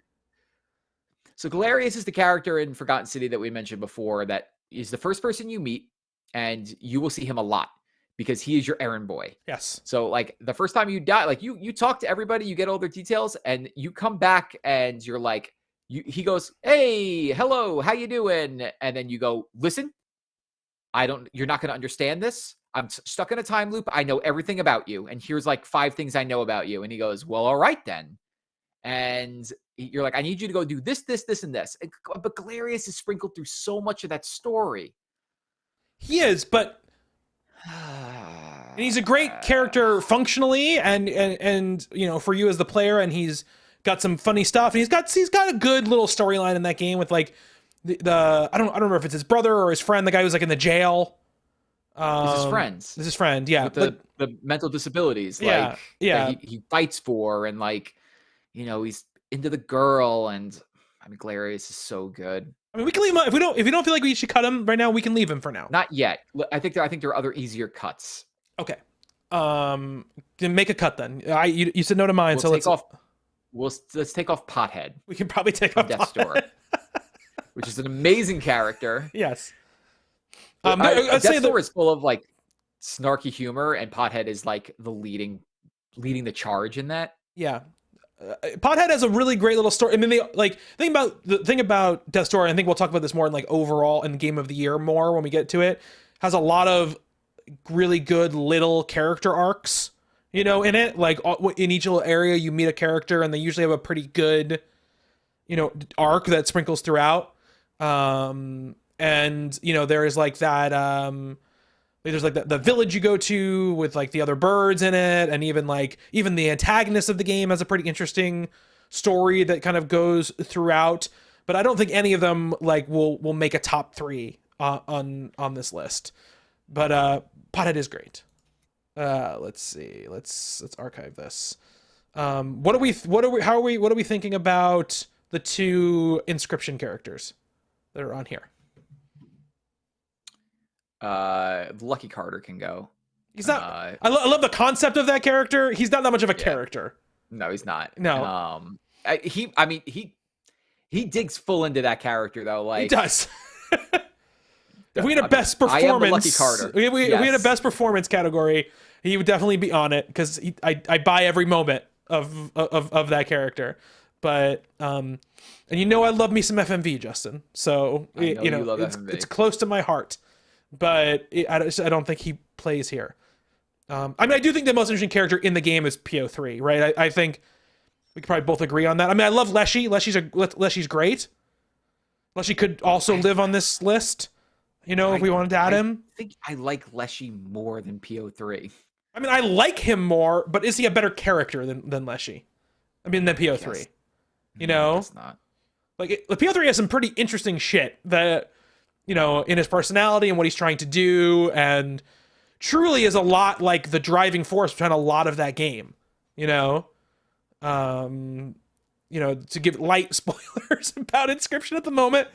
The question is, do we think PO3 makes any Inscription character makes the top 3? I would not have put an Inscription character in the top 3. Yeah. I mean, if you want to make the fight for PO3, I'll listen to it, but it's not I wouldn't put one of those characters in the top 3. Here's what I'm gonna do. I'm gonna just put it at the bottom of the list. I just don't want us to get to the point where we're like, we have like 2 that we really like. Oh God, this is a long list. It is. Lots of stuff's gonna cut fast. 2 that we really like, and then all of a sudden we're like, we don't really have a 3rd that we like that much, and maybe PO3 like surfaces back up. You know what I mean? Okay, so let's just do that. Let's talk about Resident Evil Village. Okay, let me go grab the Hand Man here and put him up here. Okay. Both of these characters are great. Yes. Ethan it might be the dumbest protagonist I've ever played in any video game ever. He is such a freaking idiot. He comes out with these stupid one-liners, like after you defeat Lady D, he says something like, and this is not correct, but it's like in this verbiage, like, you suck. sounds like character of the year to me. Just yeah, no, it's like, no, you're the loser. And then he walks away. He's the dumbest motherfucker of all time. Yeah. Lady Dimitrescu is an amazing character, I think. Big lady, hot, step on my face, all that jazz. She's not in the game a lot. No, she's not in the game a lot. I don't think either one of these characters makes top 3. I agree. I love both of these characters. I do. Really do. I love both of them. So this is not me saying I slam against either one of them. I just think like both of them sort of exist in sort of like that, not quite like meme area, but like somewhere close to it, because like Lady Dimitrescu obviously is not in a lot of the game. She's very good in the game. She's very memorable. She's an extremely memorable character. If we're doing a memorable character of the year, like she would be on that list for sure. She just doesn't have a lot to do and a lot to go on. And Ethan, while he has a ton to do, like you said, is like a dumb as a pile of rocks. Though he does at one point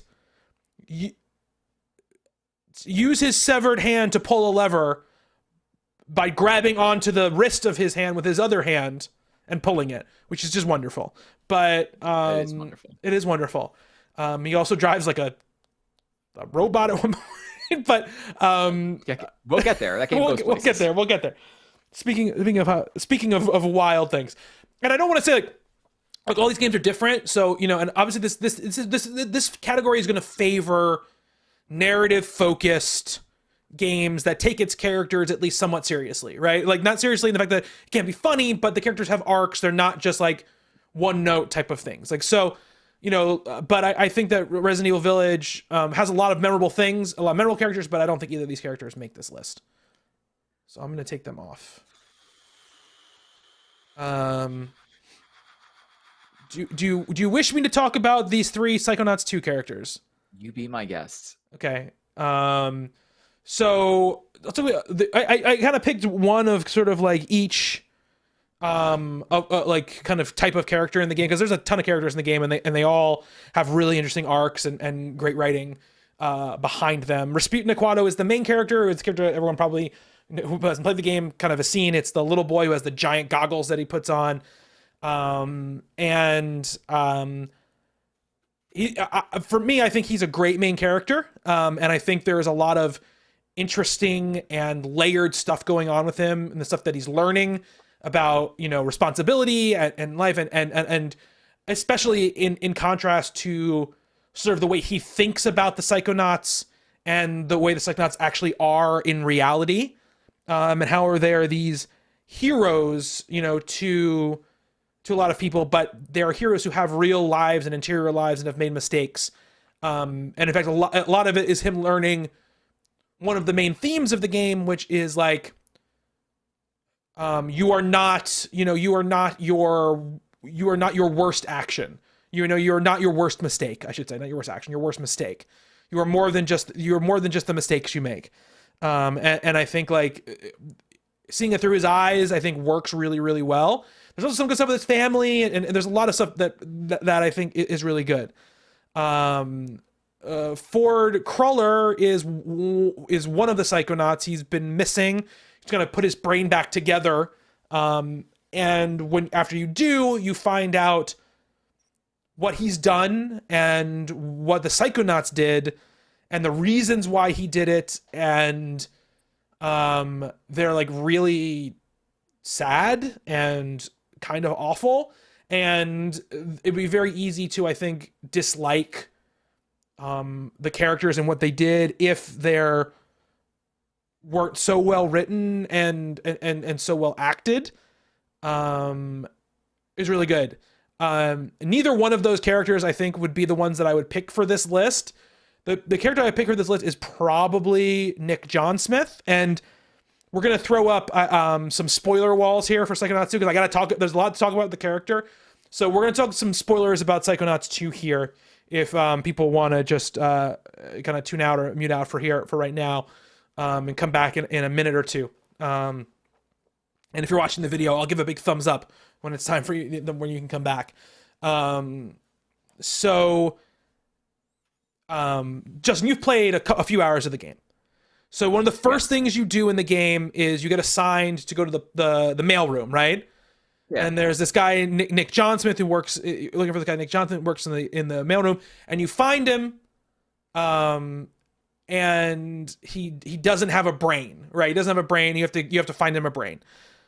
We're gonna talk about the level or whatever that we go to for that. But what you discover is that the reason Nick Johnson is missing a brain is because his brain was placed into the leader of the Psychonauts, who ends up being the villain of the piece, voiced by Elijah Wood. He is this former ruler of this country that fell when the Psychonauts defeated this character that is coming back. She's kind of like the specter in the whole thing. This character that's coming back, that it's like this Maligula is her name. Maligula. He was kind of the ruler of this country, and he's been trying to get her back, because she was like kind of like the Voldemort for the Psychonauts. And he's been playing behind the scenes the whole time to try to work it so he can get back. He can get Maligula back so he can regain his throne. And you experience kind of his whole entire life story in one of the levels, and you learn why he's doing everything and what's going on. And he's just a really fantastic villain, who has a lot of layers and a lot of depth and a lot of interesting stuff that's going on, and kind of plays directly up the themes of what Psychonauts is about, which is about these people,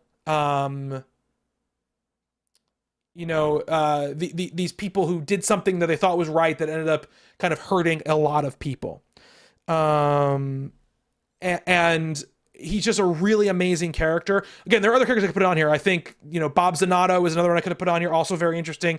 He has a whole level about kind of being an alcoholic and losing himself in addiction because he couldn't deal with what he had done. And it deals with that stuff in a really, that's one of my least favorite actual levels of the game as far as mechanics go, but the actual like story and character stuff is really wonderful. But Nick would be the character I would pick for this category, at least want to keep on the list until we get a little bit later on. I'm not sure if they make the list, because a lot for me, Psychonauts is a lot of like some of its parts discussion that we'll have in a later time. But I think that it has so many great characters, not to have one in the discussion, I think would be doing it a disservice. So I'm gonna archive Ford and Nick Johnson there. I'm gonna put him up underneath Gamora because we've talked about him. All right. Who do you want to talk about? I think we could take off Rivet and Kit. I agree. They're both really good additions to the Ratchet and Clank lore, and I would be shocked if we don't see more of them later. In whatever the follow up to that game is going to be. I think Rivet. I think the dynamic between the two of them, because you don't know it at the time, but Kit is the reason that Rivet doesn't have an arm. Yeah, that stuff is good. The characters aren't even aware of that at the time. Yeah. But yeah, I mean, for as good as they are, they're not going to match up with some of these other ones, like a Ghost Bear, aka Andy's girlfriend, which should also, I think, come off the list at this point. I don't know, Justin. I think it's the winner. I mean, it could be moment of the year. Yeah, for sure. We could probably, I agree, we could take Galerius off the list at this point, where he's just not going to stack up against these other characters. And I think we could get into the meat of this. Let me talk about Colt from Deathloop. Okay. The main character of Deathloop. I think Deathloop is really supported by just amazing performances. And the actor that plays Colt, I think it's maybe one of the best voice performances I played in a game maybe ever. You don't have your memory. You're trying to figure out what's going on. You are constantly being murdered by this woman who shows up and just is very witty with you before she murders you, and then you have to start your day all over again. I think it's a really great performance, but there's not, the character of Colt himself is just man with amnesia. Mhm. And while the performance itself is top notch, and the line delivery and the chemistry that he has with Juliana, there's not much to Colt himself that you can figure out right off the bat. Like figuring out Deathloop's story, its story is pretty much very straightforward. Break the loop. Right. Why, who you are, and your backstory Mhm. are things that you have to figure out inside the game that the game doesn't lead you to. And when I finished Deathloop, there were a lot of things that I even didn't know about Colt because I just didn't stumble into them. Right. And so while a really good character, I don't think the performance is enough to make up for those other shortcomings, and is not going to be on this list any longer. All right. Let me quickly, in sort of the same token, I just want to talk about Samus really quick, because I don't think she's not going to be in the top 3, and I think people might look at it and go like, she doesn't even talk, like, why would she even be on this list? And Justin might even be thinking that. No, right now. I get why you put her on this list. She has some incredibly badass moments in this game. Yes, and I will say this, like, no Metroid game has ever, I think, really shown just how good at what she does Samus is, right? Like this game does such a great job of being like, this person is the most capable person in the galaxy, right?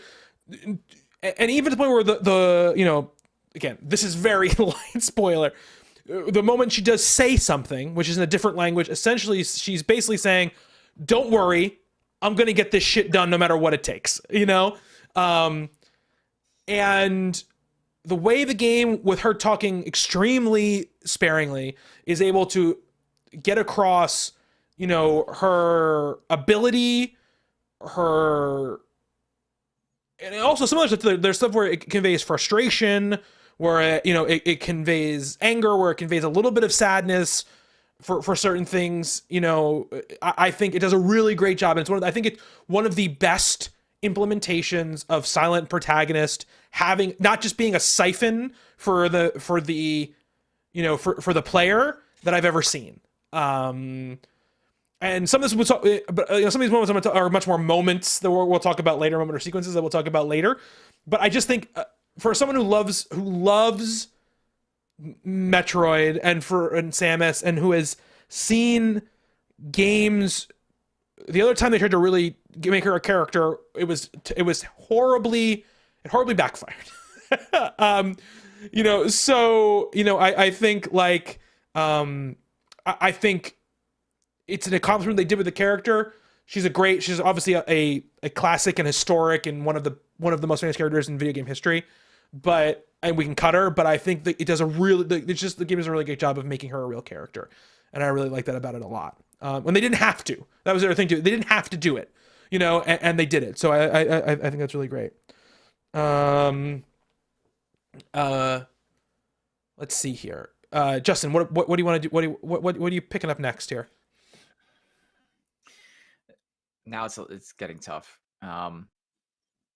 Let me talk about Celine from Returnal, because we added her to the list while we were starting here.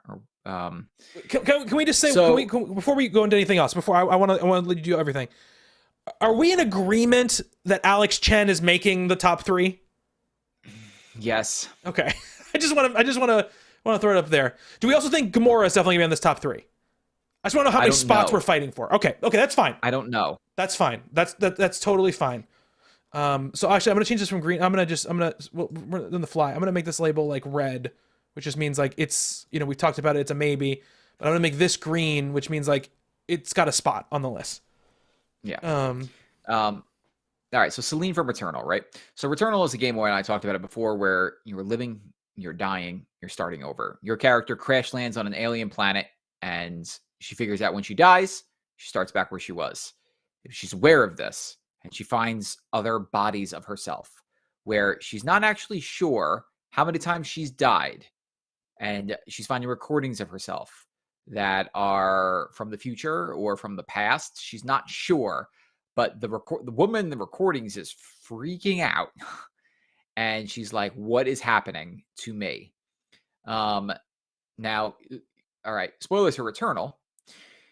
There is controversy on the story of Returnal. There's a split in the community down the middle of what the actual main story of Returnal is about, whether or not the entire game of Returnal is happening in Celine's head. Mm-hmm.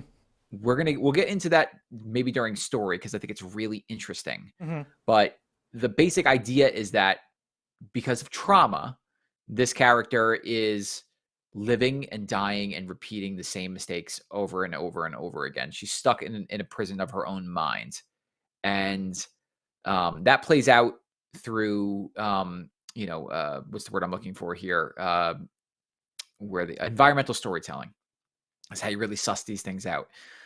But I think the character of Celine itself, as she's like progressing through the game and is getting more and more bent, is just it's really good. And her desperation to get off of this planet makes what I think is probably the moment of the year exceptionally special. But it's hard to say she's like one of the 3 best characters of the year, outright. I think the moments in her arc give weight to arguments I'll make later, but I'm not going to say that she's hands down one of the 3 bests. It's not an argument that I'm willing to pick up the fight for. Well, so who, again, we have left on this list that we're really talking about: Alex Chen from Life is Strange True Colors, Gamora from Guardians of the Galaxy, Nick John Smith from Psychonauts 2, Celine from Returnal, and then you also put Wings from Chicory on here. I have not played barely anything of Chicory, so I can't even like speak to this. So Wings from Chicory is what I named my character in Chicory, because they ask you Chicory. Okay, so like chicken wings. Yes, to put down your favorite food. And I just put down Wings, and it worked really well, because Wings is like a better name than pepperoni pizza. My name is Prosciutto. Which would have been maybe my second choice. But yes, I think the Chicory is a game that I have sat and thought about for a couple of weeks since I finished it. And I have a lot of complicated thoughts about this game. Donuts would be a great name, Megs. That could have, that's a really good, actually. And I'm jealous I didn't think about that. But I really liked Wings, and it fit my character. I think Chicory it waffles between a game that I find disappointing and a game that I find incredible. But what I do think is that the main character in Chicory is one of the best characters of the year. Okay. Just because they deal with so many things in that game: excitement, disappointment, imposter syndrome, where you're picking up this magic paintbrush and taking over for the wielder of it, like in this world, this person that you've looked up to and admittedly look up to, right? Where like you talk to the person and you're like, you are my freaking hero. And they're like, yeah, okay. You just take this now. And like, now you are the hero, and that's awesome. Oh my God, that's awesome. You're the hero of the story. Mm-hmm. But what does that actually entail? What does it mean for when people need you? What does it mean for when responsibility is thrown your way and you're like, I'm not ready for this. I'm not ready for this at all.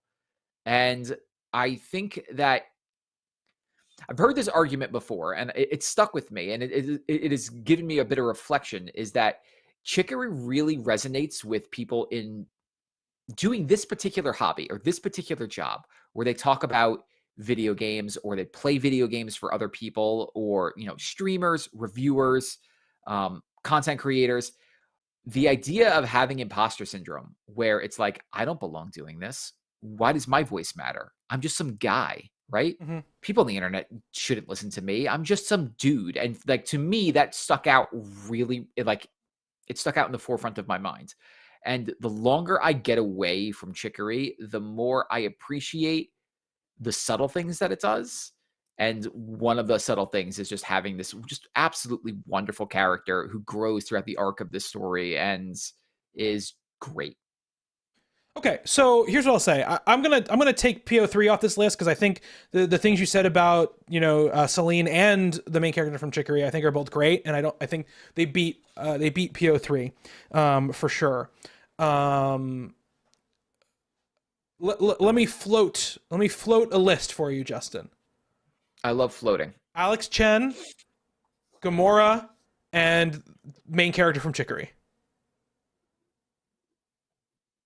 I like that list. You like that list? Okay.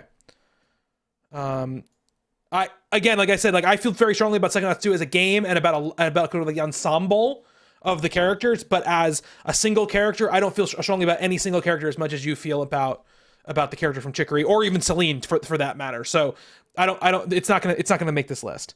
And you're okay with me cutting Celine? Yeah. Okay. Yeah. All right. So let me just do this real quick. I'm just gonna take off these labels really quick so that nothing is like really done. I didn't mean to do that. Oops. See you later, Alex Chen. Sorry, bye, Alex. Oops.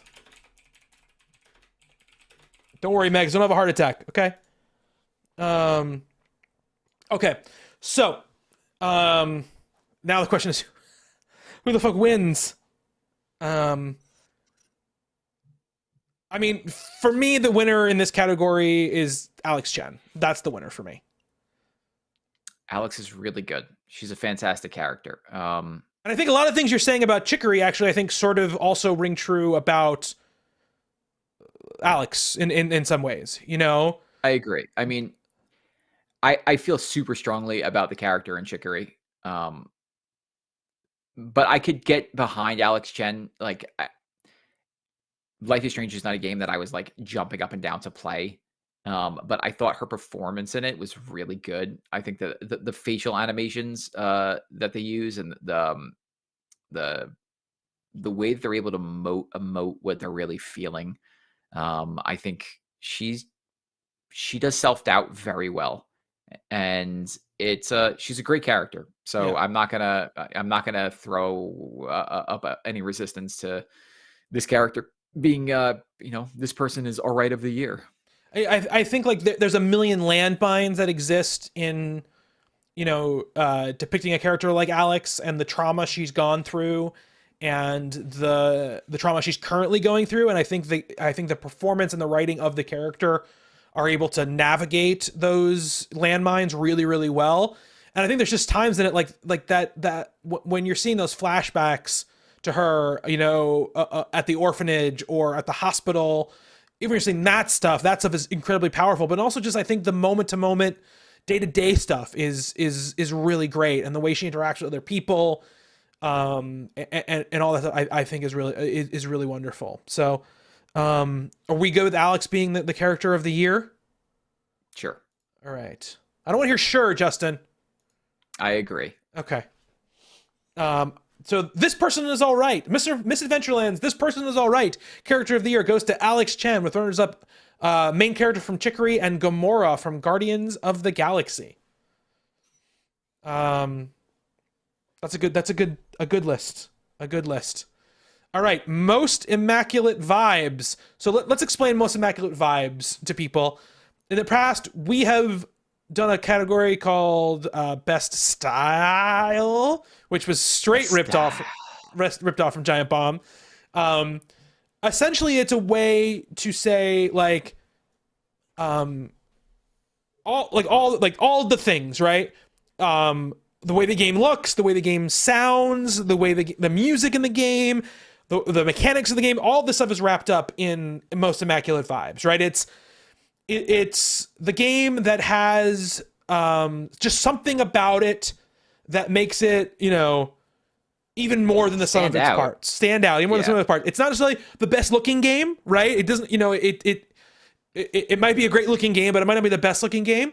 It might not have the best music. It might not have the best character, but all of the things kind of work together to make it really stand out. We have a request from the chat to add Wildermyth. I to saw this that. category. That's not a bad choice. Not a bad choice. So the Even honor, I didn't know that this was best style in another a new name. You didn't I know was just that? thinking of How would you no. not know that? When I saw you put most immaculate vibes, I was like, well, the vibes in this game have to be immaculate. So I was Yeah. going for a very specific type of game. I mean, but all these games that you put on fit the bill. You know Yeah. what I mean? I'm very good at my job. What can I say? Yeah. So our nominees for this list are Inscription, Psychonauts 2, Unpacking, The Ascent, Lego Builder's Journey, Overboard, Solar Ash, Chicory, and Wildermyth. Is there anything else that we want to add to this list? I'll think about it. But... Does a Unsighted fit on this list? Does a Artful Escape belong on this list? I mean, I have 3 games in my head that are winning this category, so we can put more games on here, but I don't think that they're going to stack up to the ones. Just trying to think of other games that came out this year. Let's scroll through and look at these other things really quick. Let's see. No, nothing else. Like Deathloop is a game where you could say the vibes are immaculate because that game has a sense of style and place, but like it's not what I'm looking for here. This is a different type of year for I think this category. Yeah. There are games that like I'm gonna put the Artful Escape on here, even if we cut it, because it is also I think a game that kind of fits this mold. Yes. Yeah, and in previous years, like when we did best style, like Persona 5 was like the thing that won, like the year that we did this category, right? Oh God, Persona. We could put Persona 5 Strikers on this list. Justin, you just don't want to put anything anime on any lists. That's not true. That's not true. It's not true at all. You want me to put Persona? You want me to put Persona 5 Strikers? Okay. I mean, that game oozes style. Let me ask you, what about Boomerang X? Does that belong on this list? Yeah. The style, the vibes in Boomerang X are, oh my God, oh my God, oh my God, oh my God, oh my God, oh my God. Oh shit, I'm dead. All right, let's start again. Oh my God, oh my God, oh my God. So yes, there are immaculate vibes in that, but you'd be putting it on to take it right I'll off. put it on to then take it off. I'm gonna put Boomerang because I want us to nominate everything that deserves to be nominated. Okay, and then we can take it right off. Okay. Okay. Here, I'll even put Persona 5 Strikers on here. All right, and then I'm gonna take Persona 5 Strikers and Boomerang X right off. Okay. Okay. All right. They had immaculate vibes, just not the most immaculate vibes. Okay. Why don't you start, Justin? Why don't you cut something? Let's cut. I don't want to cut the Artful Escape since you just literally just added it. It's okay. I just cut 2 games of the list immediately. All right, let's take off the Artful Escape. It's got vibes, but it's not the type of vibes we're looking for here. I mean, it's got a good collection of. It looks good. The music is cool. It's got a good style. You know, it definitely has. In another year, it might be in a top 3. It might be a top 3. We just got a lot of immaculate vibes this year from a lot of games. You know, so are the vibes in Overboard that immaculate? I would say they are immaculate, but they are not top 3 immaculate. It's got I love the way it looks. I love the way it sounds. Like I love the music. I love like the sound effects. I love like all of that stuff. I love the sense of humor. All that stuff. I love it. So in that's why it's on this. That's why it's on this nomination list. But I don't think Overboard wins. No. So we can cut Overboard off this list. Let's talk about. This is tough. This is ridiculous. All of these games have immaculate vibes. So what do you think about cutting The Ascent off this list? That was my next choice. Yeah. The Ascent has very good vibes. It looks great. The music fucking rules. But I just don't think it hangs with the rest of these. Fair enough. You have anything to say about The Ascent? I mean, it's come up with other categories, but is there anything you also want to say about the vibes in The Ascent? The vibes in The Ascent are very good. Yeah. The music's great. It looks fantastic. We're going to talk about it in another category, how good it looks. So, and the music we'll talk about in another category. So here we go. Let's archive that one. All right. Justin,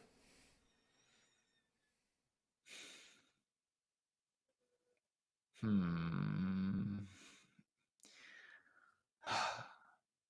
I mean, there's a game on here I have feelings about I know. in a negative sense, I but know. I'm not ready to go there yet because I know you're gonna.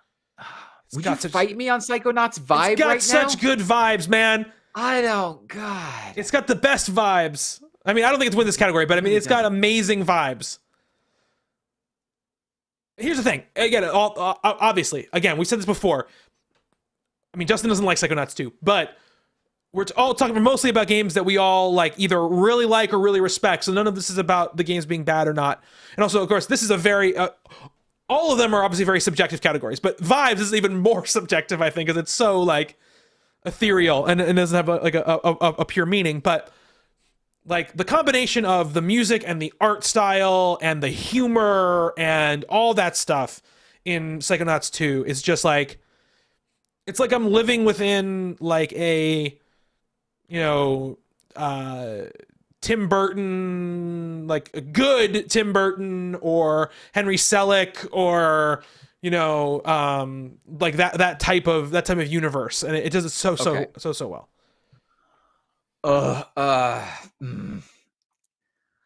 That was a bunch of sounds. Uh-huh. Do we think Wildermyth makes this list? I'm looking right now what I think my top 3 are. It's not on my top 3. It's got not great on- vibes. Hang on, wait. It's not on my top 3. I don't even think it's on my top 4 left on this list. Neither do I. So, yeah, I don't think it makes it. Wildermyth is going to get its due. Yes, Wildermyth is a It already fantastic made- video game. It already made what best multi? Did we? No, we took it off best multiplayer. No, it got on best multiplayer. We got him on best multiplayer. Yeah, Wildermyth is going to leave. It's a fantastic video game. It's got good vibes, but it doesn't have the most immaculate vibes. Go ahead. It's a very particular category. What about Chicory?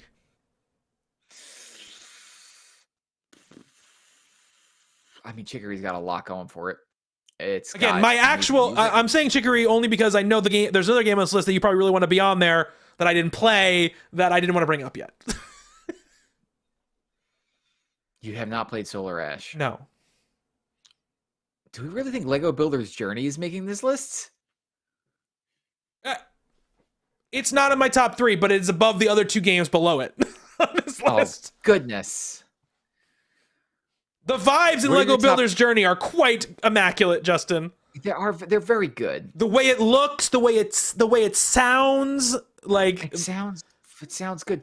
the music. Man, though, I'm taking a bunch of beatings tonight.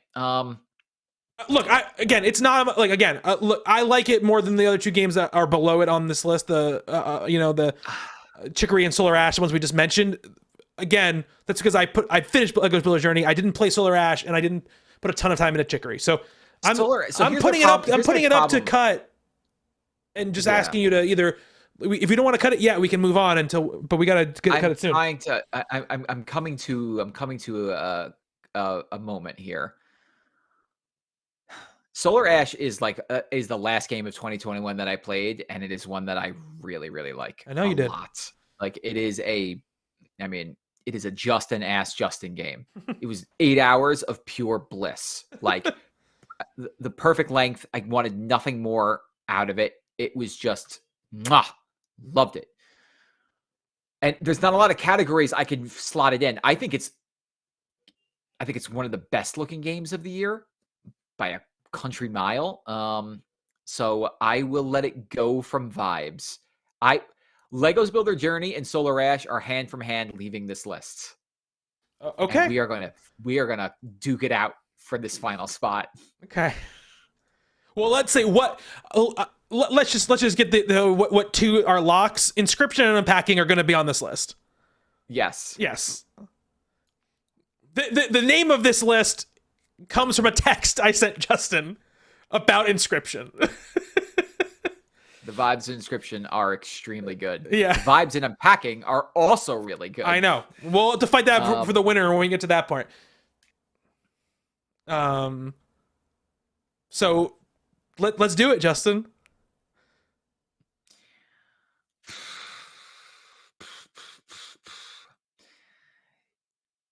Chicory has such an amazing.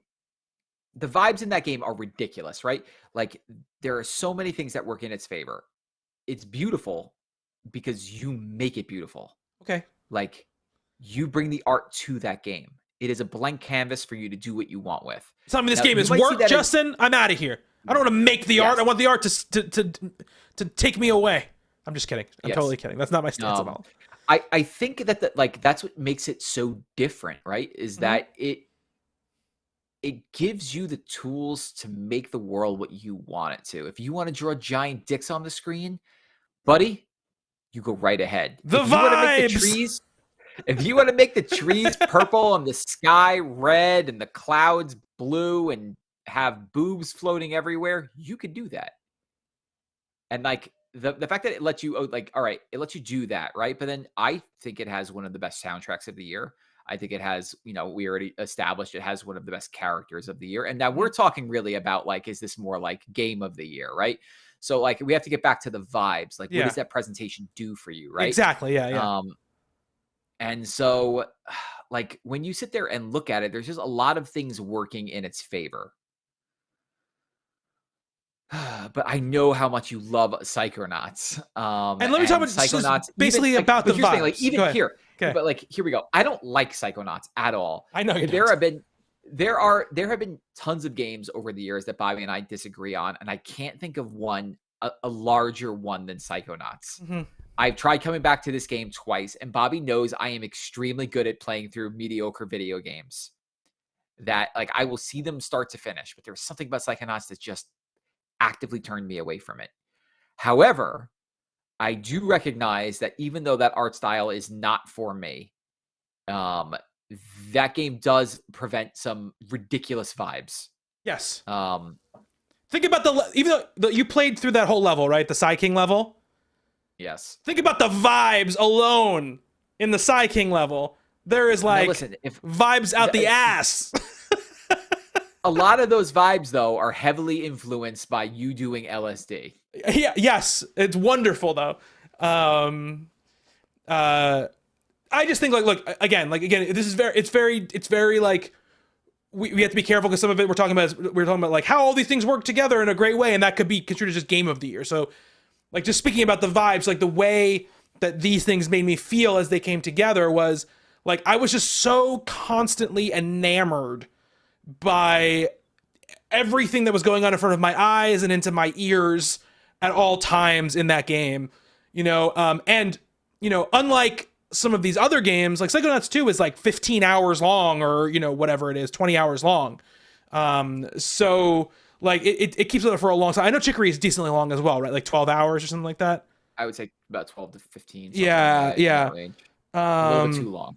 And it keeps it up through like almost all of that time. So, and the thing about it too is like every single one of the places you go in that game has different amazing vibes, and that's the part of it too that's the reason why I think it belongs on this list, because when you're in one brain, you've got like one set of vibes where it's like a LSD like rock band, and then another one you've got this like crazy weird like cooking competition game show that you're doing. And then this other one, you're like in this museum that's like, like It's a Small World from Disney World, where you're going through and learning about this person's life. And in this other one, you're in a casino that's also a hospital. It's just got like all of these things in it that like it's constantly throwing different vibes at you, like always. Okay. And that's why I think it belongs on the list. We can cut Chicory. You make a good argument. Chicory's gone. So our top three are Inscription, Unpacking, and Psychonauts 2.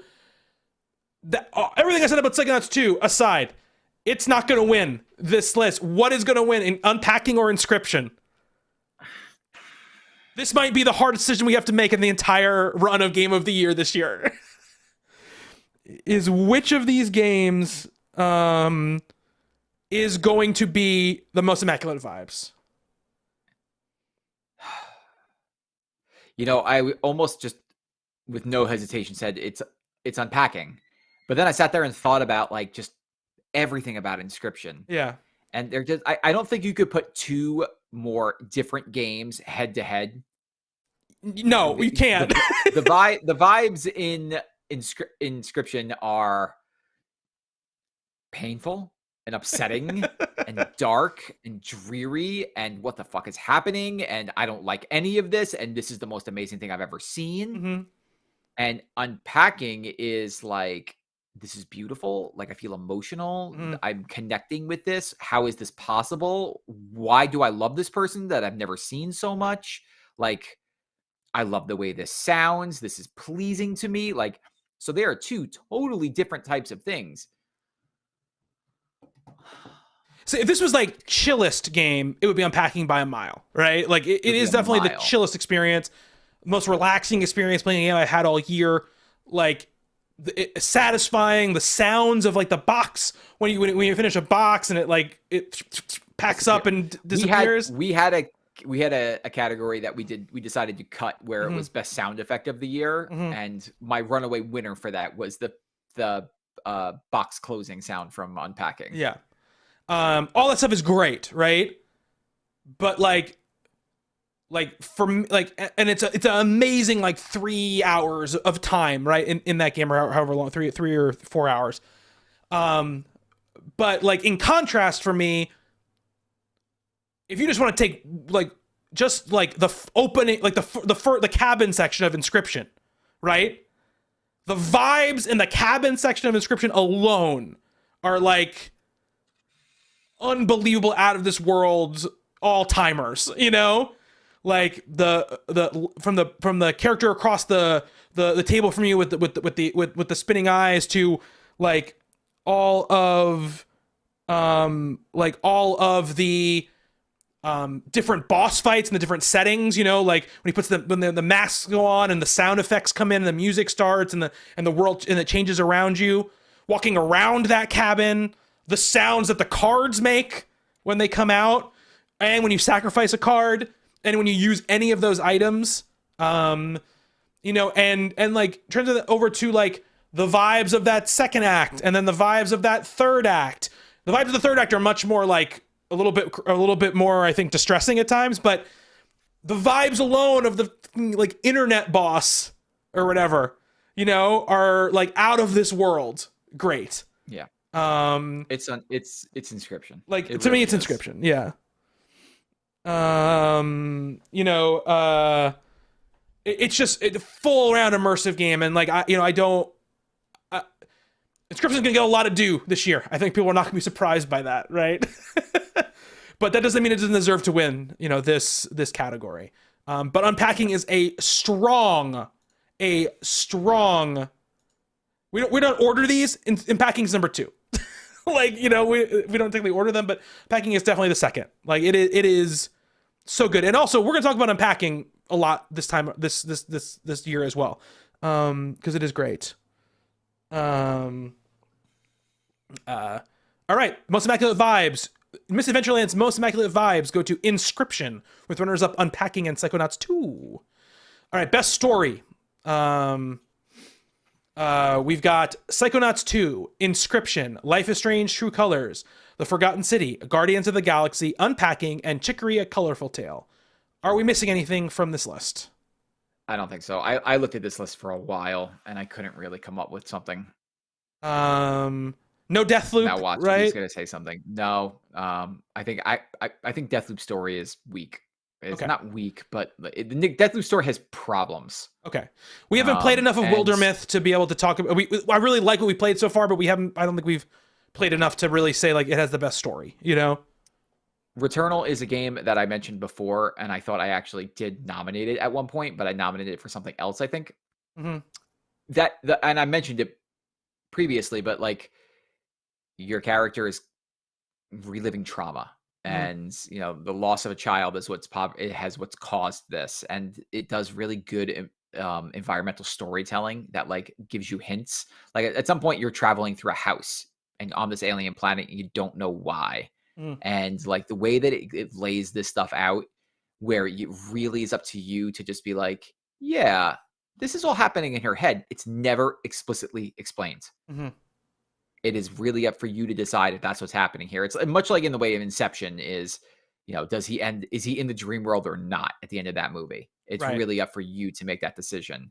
And in some ways, in the same ways, Returnal is like that as well, where it's up to you to decide what's real and what's not. Really good, but not the best story of the year. Okay. So then let's go through ones that we have then, because I can't think of anything else either, Justin. Psychonauts 2, Inscription, Life is Strange: True Colors, The Forgotten City, Guardians of the Galaxy, Unpacking, and Chicory: A Colorful Tale. No Halo, right?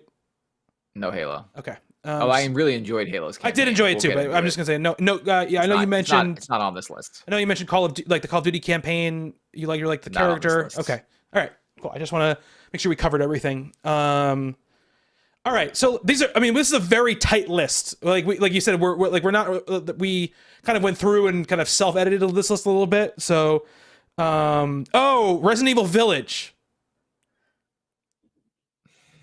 I think we got to talk about it, right? We got to talk about it. We got to talk. Peach mentioned this before in Best Character, but we really should have nominated the Duke. And I had him in my head earlier in the week. Yeah, but he's like a meme character. Like, you know. I know, but he's a really good meme character. He is. I really like him. Again, that's not me like a bad thing. It's just like he just wasn't gonna win. You know what? Fuck, because Resident Evil Village might actually get into the top 3 because the story is insane. It is insane. All right, hang on. I'm gonna make a cut for us here. There are parts of it that I really do enjoy. A lot of it I really do enjoy, but I'm not going to fight crazy for Chicory on this list. Okay. All right. Anything you want to say about why, or do you want to? I don't know. I mean, I think I think it's a little bit too slow at times, and that's what my overall complaint about Chicory is, that its pacing is really bad. But the pacing in the story is enough to make me say that as much as it resonated with me with the imposter syndrome, there are other stories on this list that I feel stronger about. Yeah. So it's great. It's fantastic. Other years maybe, but this is a strong list of really good stories. Yeah. So I'm gonna put up I think a controversy between us kind of one. While I think the storytelling in it is really interesting and good, I don't know if Unpacking is gonna be a top 3 game. Unpacking is clearly a top 3 game on this list. Okay, well let's leave it alone. Okay, let's leave it alone then. I'm gonna say Forgotten City is we're gonna cut Forgotten City out of this. I think it has a cool, fun story with some neat twists in it, but I don't think it hangs with. I don't think it's even the top 4 or 5 of these games. It was my number 2, but go on. I just think I think there are stronger. I think it's much stronger things here. Like let's say this. I'm gonna tell you right now. I think the 2 games that can come off this list very easily, let's just say, are Forgotten City and Life is Strange: True Colors. I think those 2 games can go. I think Life is Strange: True Colors. Okay, I don't have to fight you. I don't have to fight you on Life is Strange. Thank God. I think Life is Strange. We'll talk about this more when we get into Game of the Year territory, right? But Life is Strange: True Colors. The ending of the story. I'm not gonna spoil it. The ending of the story, from a narrative point, shits the bed. Okay? It doesn't just shit the bed. It is one of the worst video game endings I've ever seen. I think that is insanely hyperbolic. It's not great. It's bad. It's bad. It's not like oh my God, it's the worst thing. Like it's okay. Not that. I think the difference there is going from, we'll get into it, from very high to very low in a like insanely steep cliff. Yes, but I don't think we need to talk about that here right now for this. Very good. All I'll say is that for 4/5 of it, what was going to be maybe a contender for the top of this list, and then its bad ending takes it out of the running for this award, for this specific best story award. All right. We can get rid of that, and we can get rid of I said the Forgotten City, and here's let me just tell you why I think so. Again, not because it's a bad story. It's a good story. It's a really fun story. It's got like really cool science fiction and fantasy and twists in it and turns and some fun characters and a cool like box mystery that you have to like unravel, which is all super neat. But looking at the other games on this list, like it's not crazy enough to outdo Resident Evil Village's like constant crazy, and it's not subtle enough to outdo some of the other games like Guardians or even Unpacking or stuff like that. So that's why I don't think it. I will say though, in the complete inverse of Life is Strange, I think it's a very good story that all of a sudden gets elevated by its last 25 minutes. It's insane. Last 25 minutes. It's insane. But like, even the good canon ending, I thought was incredibly emotional and affecting. Yeah, like, that was good. This is a really, really good. And it is like basically the inverse of Life is Strange, where it has a meteoric rise at the very end. And we'll talk when we get the best moment or sequence. We'll talk about the ending because it needs to be talked about for sure. All right, Forgotten City comes off. Okay. Okay. All right, let me ask you a question. Yes. Does Guardians of the Galaxy make this list? Yes. Yes. 100%. Yes. Guardians of the Galaxy goes up. Yes. Let's talk about Inscription. Talk about Unpacking. Oh, talk about. All right, fine. Here's how I figure out. Let's figure out where both of us are on all of these. Okay, I'm not going to talk about Psychonauts 2 because I know where you are at Psychonauts 2. Okay, I'm not even going to bring it up. I will say my piece for it, but I don't want to bring it up. Do you feel like Inscription makes this list? No. No. No. No. No. No. Okay, we're going to talk about Inscription. Right. Okay, let's wait. I just want to go through. Let me just go through. Okay, we'll talk about it. You think Unpacking makes this list? I think Unpacking makes. You do? No, I'm just gonna. Resident Evil Village. Resident Evil Village is the wild card that's knocking Inscription off the list for me. Okay, that's insane. Because it's so insane. It's so. Do you remember how crazy Inscription is, Justin? It's very good, but the mechanics are in Inscription is what makes it so good to me. It's not like the actual narrative in Inscription makes me go like, wow, what a crazy thing. Are you kidding me? You are going to tell me that it's just the mechanics in Inscription and it's not just the mechanics in Unpacking? That's all Unpacking is mechanics. No, Unpacking is so much more than just mechanics. It tells you a story through its mechanics. But it tells you such a clear, concise story. Okay, let's do it. Let's start with Unpacking. Okay. Unpacking is the best environmental storytelling game I've ever played. And you might think that's hyperbolic. It is not. No, I'm not going to disagree with you. There is so much I learned about this nameless, faceless character that there is no dialogue. There's nothing that I will never meet this character, and I know everything about their life. I know everything about them. I know when they were struggling as, in a relationship. I know that they were, what it must have felt like to have to move back home with your parents and go back into your childhood bedroom. I know what it was like to find true love. Like, I know everything about this character just from putting her shit away. Mm-hmm. Out of all the games that we're going to talk about, all 40 games or 50 games, if you go through all the games that we've ever talked about on all these lists, Unpacking, I think, stands alone in its uniqueness and its storytelling chops, because no other game I could think of tells you that much about a person without ever having an ounce of dialogue. I don't disagree with any of the words you just said. Like, it tells a story of a person's life from childhood to being a parent and being married without ever having to ever actually saying anything. It's up just for you to look at everything and just be able to absorb it. And like, I felt when the main character, who remains nameless, like, was in that apartment with that dude. She moved in with the dude. That son of a bitch. you're like, holy shit, this relationship isn't gonna work. You know No. why it's not gonna work? There's no room for any of her stuff. He clearly does not value her in He this didn't make any relationship. room for her She's shit. An afterthought. Yeah. And the game tells you that just by its mechanics. Like, it tells an amazing story. Yeah. Like, that's why for me it is like a no-brainer. It has to get on this list. Okay. I wasn't really gonna fight you that hard on unpacking, honestly. Like, look, if you want to have the battle, if we want to have a battle about Resident Evil and Inscription, we can. Like, but like, to me, like, unpacking has to be on this list. So I know I nominated it. I said we can cut it. I totally agree with everything you're saying, though.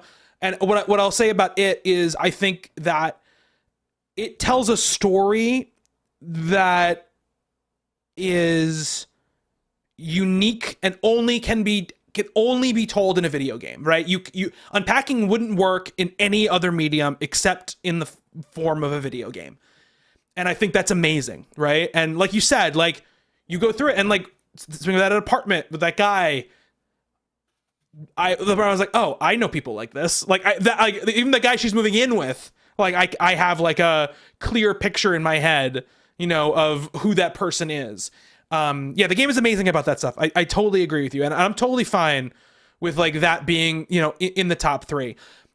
Let me tell you something. Like, here's what I think. Okay, we've got Guardians of the Galaxy on this list. It's gonna be on this list.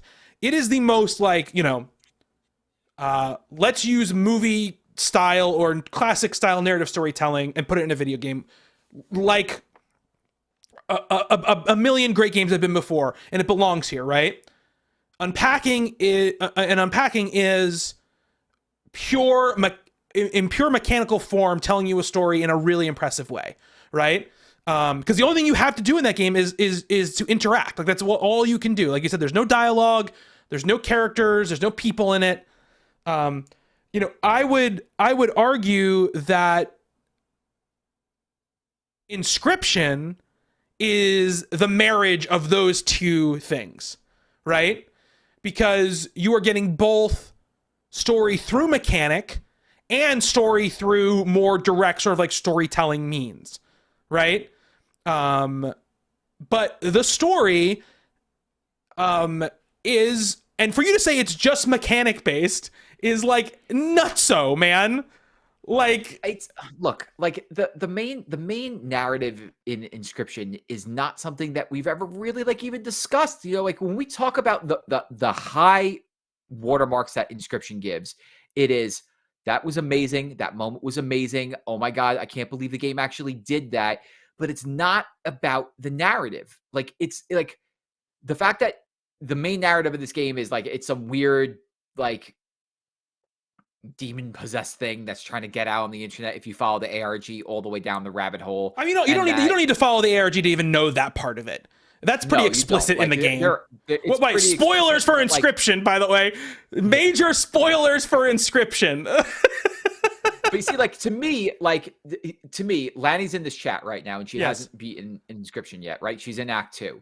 And for me, telling her, like, yeah, there's like the game has some sort of like occult narrative in it, like that's where it spawns from, is like, who cares? That's not really why you're coming to the game. To me, the thing I don't want to spoil for Lanny, I'm just using her because she's in the chat, right? Is I don't want to spoil any of the mechanics that she's about to come across. To me, that was the main hook of Inscription. Yes, but the mechanics are tied into the story, though, Justin. You are progressing the story. That what you're talking about there, which is like the meta narrative of it, is one aspect of it. But the other aspect of it is this story of this card collector named the Lucky Carter who finds this game, right, and goes on this journey through the game, discovering that the game is, again, major spoilers for Inscription, is haunted, right, and has been sort of like lost and is being. The power in this game is being shuffled around by these scribes that exist, right? And you've got the first thing with Leshy, who is like this, you know, game master. You know, he is this like narrative designer who wants to take over, and then you are pushed into the next part of the narrative, which is the game resets, and now you're in this you know, the sort of like base game and original game, where you're learning about these four scribes and who they are and what they do and what their sort of like thing is and what their hangups is. And then you're learning that it's always been a struggle between the four of them, and this one PO3 is trying to take over and package the game up and put it out, right? And along the way, you learn about Lucky Carter. You learn about like the story behind the game, right? And this company that, you know, has some nefarious shit going on. You find out like that the game knows that Lucky Carter exists and is interacting with him. And you learn the fate of this person. And I think like, if you want to talk about like just pure narrative, you know, like, you know, overall narrative, that's the basic building blocks of the narrative. But you can make any narrative sound basic. Like Unpacking is about a person who moves in places. That's the narrative of Unpacking. The storytelling of Unpacking is telling you things about the characters, about the world, about the universe. It's setting up something for you to interact with and to believe and to connect with. I mean, you make a total good point there, right? And like it comes down to just, you know, subjective style. Like the entire time I played Inscription, I really didn't care about the narrative at all. I just cared about the mechanics. Like that's what made that game sing for me, was the stuff that it did, right? The boss battles, like the interesting mechanics that those bosses do.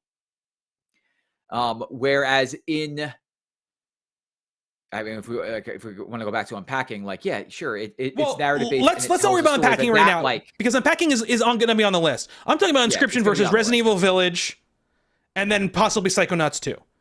All right, so hang on a second. Let's take a break for a second from talking about Inscription, and let's talk about Resident Evil Village, because we're talking around that game, but not really talking about it. Let's just think about some of the things in that game, right? You fight a giant vampire lady. Again, here's what I want to basically the argument in the standards you're setting for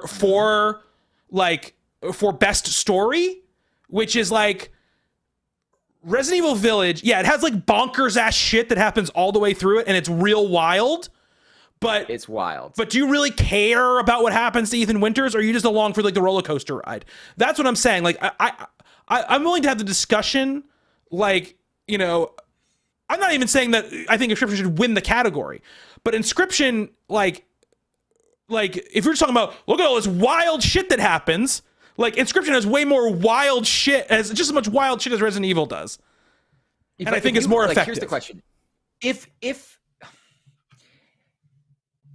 If Inscription didn't have a narrative, right? And it just didn't have any of that, I would still think it was like one of the best games of the year, solely just based on the mechanics alone. Well, no, I don't agree with you though, because like there's stuff that happens in Inscription. Like I count all the crazy ass shit that happens, like the story of what's going on in the cabin as you're learning about it, as you're learning that the cards that you have are actually other characters that from this story that are trying to break free.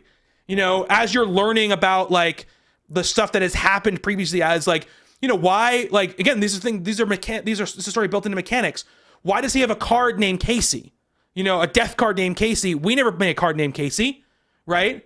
Like, it's because there is a character that we learn about later who is the one who like sort of like tried to do what Lucky Carter did originally, who ended up dying, right? That's what you kind of like take from it, right? And she has a death card, and that's why you're playing it. That's narrative. That's story that the game is trying to communicate to you. You know what I mean? Like the wild shit that happens with Lucky Carter. Like the existence of Lucky Carter is narrative.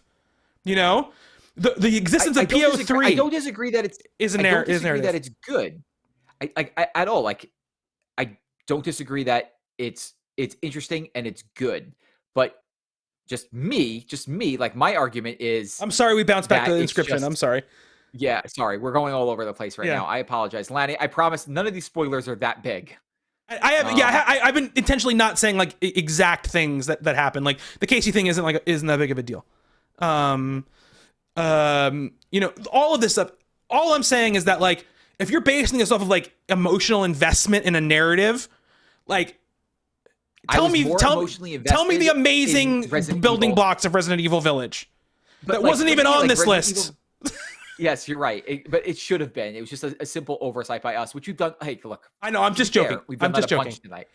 Also, just by the way, I think Psychonauts 2 is better than both of these games narratively.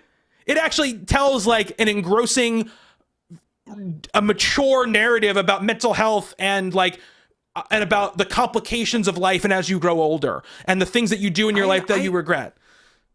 You have thrown, like, I wasn't going to fight you on best story for Psychonauts. I know how much you like that story, and I can recognize that it's doing something unique with that, right? I wasn't going to fight you. You're the one that was just like, I know I'm not going to bother. I meant like when we were going through and saying like what should belong. I wanted to get a read of the room. Not that I was going to cut it. In Resident Evil Village, you are hunting down the remains of your child, which are split up into 4 different jars. Like, it is a wild story where you play as a character that you played in the last game. Oh, spoilers for Resident Evil Village. Oh yeah, big spoilers for Resident Evil Village. That character died in the last game, and you didn't know it, and he's a mold man. Mm-hmm. Okay? Yes, it's crazy. Batshit crazy. It's crazy. Yes, it's insane. No one's. I'm not disagreeing with it. It's crazy.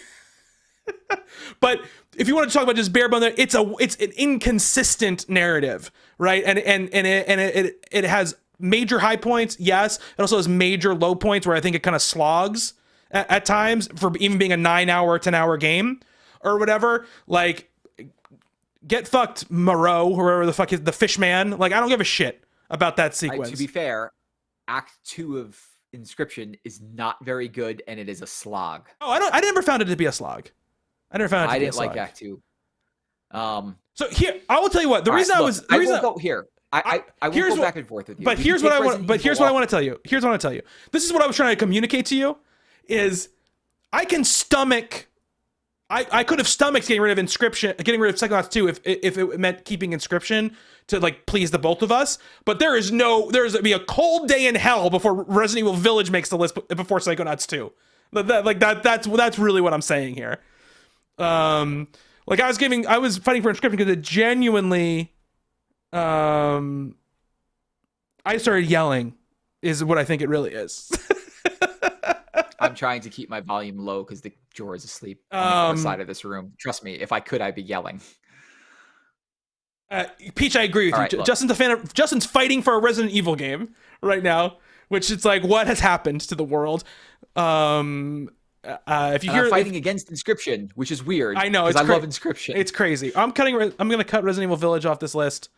My top three would have been probably Guardians, Psychonauts, Inscription, but I love unpacking on this list. I think your argument for it was great, and I think it belongs here. I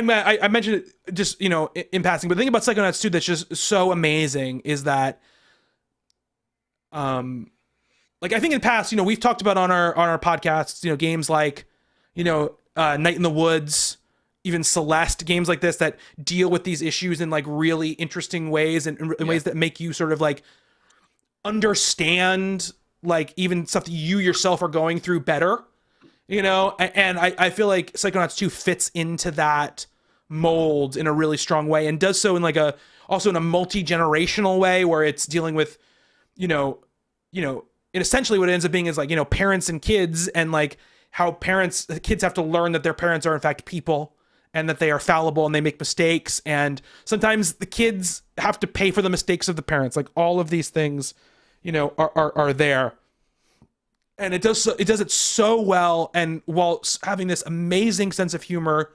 about it, which I think is just really something special. And so like it's tough for me because Psychonauts 2 and Inscription are two of my favorite stories of the year. But the one that I emotionally, for my heart, is definitely Psychonauts 2. Like that's the one that sits closer to me, in that way. So, do you want to cut Inscription for Psychonauts 2? I would love to cut Inscription for Psychonauts 2. Then let's cut Inscription for Psychonauts 2. Okay. I'm not gonna fight you on it. What wins? Guardians. Because look, if I say unpacking, you're going to say, I think Guardians is a good compromise between the two of us. You think unless you'll get behind me with unpacking because it's so wild. I think I could get behind you with Unpacking. I think I could get Okay. the reasons you I didn't said. think I. The reasons you said I think are very convincing. And when you were talking about it, I was thinking back to like when we talked about Nier Automata back in the day, and how it does like things explicitly only a video game could do, to tell its story. And Unpacking is that same way. Like Guardians, it has stuff, like I don't want to sell it short. It has choices that you make that do affect the narrative that you yourself experience, and it does have like, it has interesting choices and stuff in it that, like even like game ending choices you can make that I think, that do guide the narrative. But it is a story that if it was if it was a TV show, would still be just as excellent. Yes. And Unpacking couldn't exist. The Psychonauts 2 is a lot the same way. It has a little bit more of like the interactivity is more important to the story than Guardians of the Galaxy is, but it still would work. Unpacking story doesn't work anywhere else. In any other medium, it doesn't work. It can't exist. And so I think for that, I think I could get behind it being the winner here. Brad, I wasn't expecting that. This is why when you kept going back to Unpacking when we were talking about Inscription, I was like, stop going back to Unpacking. I'm not even talking about Unpacking anymore. In all other right. good news, it's that time of night where my camera decides, oh yeah, that's right, I can work now. Yeah, it is. 10:30 every time. The winner for Misadventureland's best story is Unpacking. Doing one thing, we've been recording for a while. I'm just going to check my Audacity and make sure it's still working. It is. Thank God. Everybody just saw that on stream. There's my Audacity. All right, we are into the final 3 categories, which might very well be the hardest of the 3 categories. The hardest 3 categories to do. Best looking game, Justin. You want to read through our? I'll scroll down for you. You want to read through our nominees? Yep. The Ascent, Sable, The Artful Escape, Ratchet and Clank, Rift Apart, Returnal, Deathloop, It Takes Two, Wildermyth, Psychonauts 2, Kenna, Bridge of Spirits, Metroid Dread, Forza Horizon 5, Solar Ash, Lego Builder's Journey. Okay. We have a lot of games on this list, so I will tell you it'll be easier for us to cut like games on this list. So I'll propose the first cut, which I think is going to be It Takes Two. Oh, It Takes Two is I thought you were going to let that one hang for a while. It's a great looking video game. These are all great looking video games. Do you remember those balls in the ball pit? I do. It's a great looking video game. There are definitely 3 other games on this list that I would rather have in the top 3. You're right. I just wanted to say, do you remember those balls? It's a great looking game. It has some really good looking stuff in it. All right. It Takes Two is off. Give me a cut, Justin.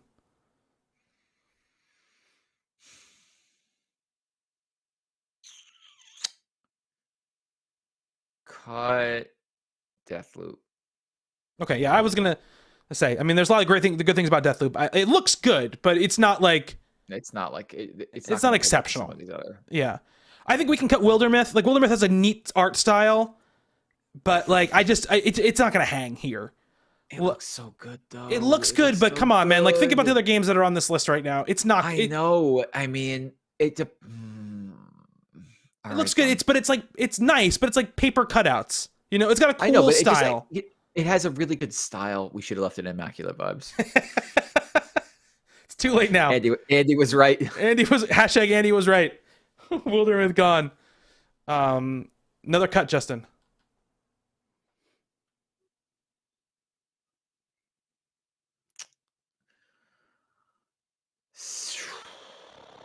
Metroid Dread. Yes, we can cut Metroid Dread. I really like the way it looks a lot. It's a good looking video game. And I think the stuff that they do with like the 3D characters and 2D plane and the way they use the camera and the way all that stuff, I think works really well. And I think for a Switch game, like especially, it looks great. But yeah, I agree. We can cut Metroid Dread off of this list. Metroid Dread is one of those games for me that's like much more like the collection of all its stuff put together that's going to put it into our Game of the Year discussion. But like I don't think it stays on this list. Let's say Lego Builder's Journey. That's a fair choice. It does what it does really well. Yep. Those Lego pieces, they look damn good. They look real good. That ray tracing them. Ray tracing, it looks real good, but it just, it does a certain thing, and it has a nice thing that it does, but it doesn't do much else. So I'm gonna take that off. All right, we're moving through this category faster than I thought we would. Justin, go ahead. I almost say Sable every time. Okay.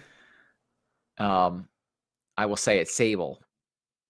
Yeah, I mean, it's one of those things where neither of us really. I played like the 2 hours of it, and it's gorgeous. I put about an hour in. It's really good. It's just something about that animation style I think looks better in theory than in practice. Okay. Like there's just some sort of disconnect for me there. Like it's nice to look at for a couple of like a minute or two, but when you're actually playing it, it just doesn't feel that good. A lot of that could have been that game doesn't perform very well. No, it doesn't perform great. I was just pure art style. I think it's gorgeous. It looks like a Mobius like comic book, in the way it's drawn, and I think that's like amazing. And it really executes on that art style. And even like when it gets dark, like the way it gets dark, the way the day changes, stuff like that, I think is all really neat. I like the way the characters look. But we can cut it. I didn't, it's hard to be just like completely because there are games we could put on this list that we didn't really play or we barely looked at because we just have seen trailers of them. But we like to keep things in this list that like we've experienced at least a good amount of, because art, because looking has to hold up over a certain amount of time. It can't just be like what looks good in a screenshot or what looks good in a trailer. So, we actually didn't talk about. Is there anything we need to add to this list? Like, does Halo need to be on this list? Does Inscription need to be on this list? Does Inscription is not the best looking game of the year, and Halo, while good, is also not the best looking game of the year. Because you don't look at you look at Inscription. Does Resident Evil Village need to be on this list? Resident Evil Village could, but it's a good looking game. Games. You know what? Add Resident Evil and let's just leave it alone for right now. Okay. Is this the year of Resident Evil Village almost sneaking onto every list? Yeah. It is a good looking game. It's a really good looking game. All those modern Resident Evil games look fucking great. And this is no exception. Whose turn is it? Mine or so yours? I'll say so people know we didn't really list this up.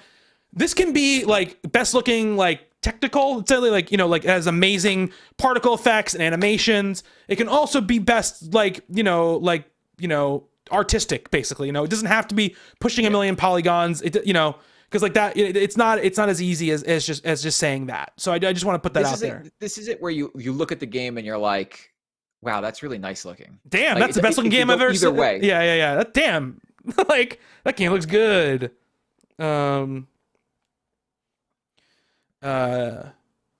up. I'm up to cut. So right now what I'm thinking is what because so we're gonna cut games and we're not cutting them in the order in which they are good looking. I'm just trying to think about what I think is top 3 worthy. I want to make this easy on you, Justin, or maybe harder on you, because next time you have to cut something that you actually really like. I'm willing to say goodbye to Psychonauts 2. Okay. I think I love the way it looks. I think it's a phenomenal looking game. Absolutely love it. But I think there are 3 other games listed that I would probably pick, so I'm gonna take it off. Does Life is Strange belong on this list? Before I'm just thinking of games. No. Okay. Does Death's Door belong on this list? Oh, I would also say no. Oh wait, we forgot something on here. What we forget?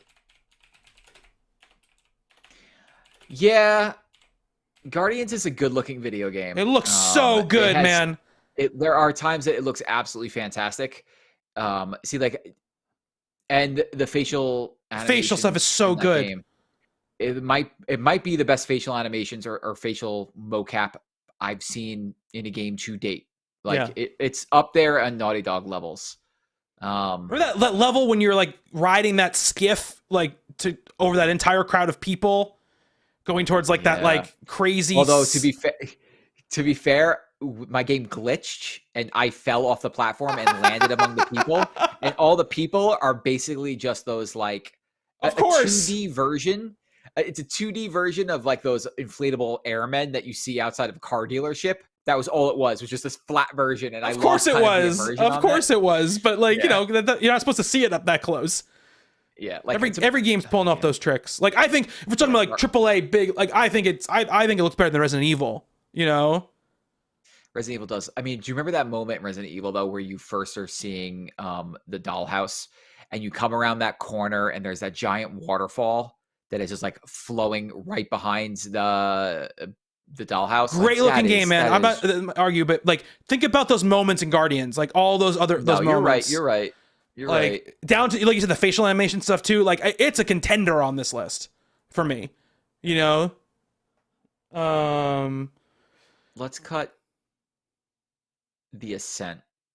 Ooh, really? So here's the thing about The Ascent, right? There are absolutely incredible. There were so like if I could record, I had a recording of us playing that game. There were so many times where you were like, this is one of the best looking games I've ever seen. This is one of the best looking. You said that so many times when we were playing it. So there were certain areas where it looks really good, and there were other parts of that game that are just incredibly flat and bland. The highs in that game are incredibly high, but it doesn't carry those environments don't carry through the entire game.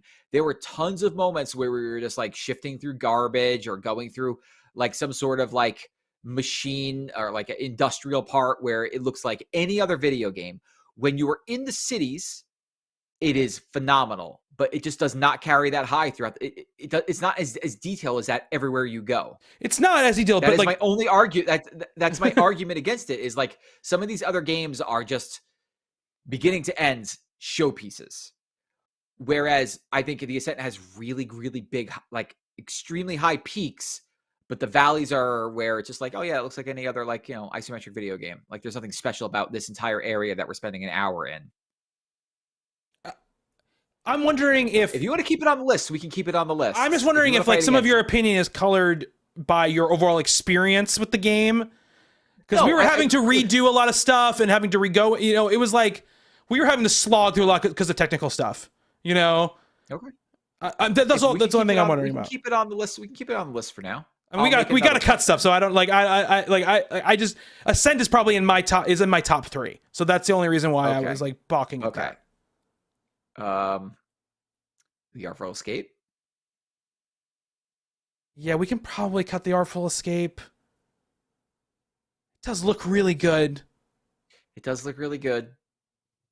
And it has like a lot of wow moments in it.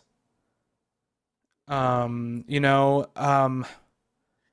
but no, I can cut Artful Escape, I think. Yeah, we can lose Artful Escape. We can lose that.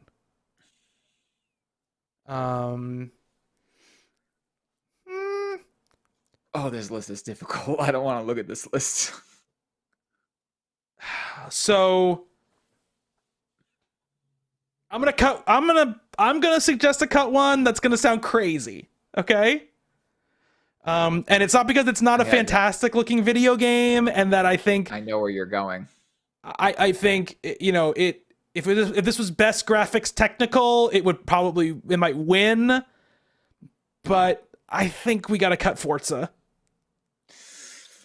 I just don't have the fight in me for it. It's just like it's really good looking cars in like a really. I mean, it's more than just the cars. I know it's more than just the cars, but like I don't have any fight in my belly for Forza Horizon 5.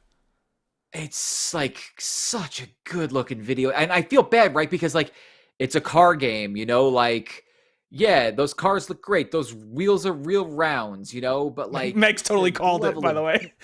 Yeah.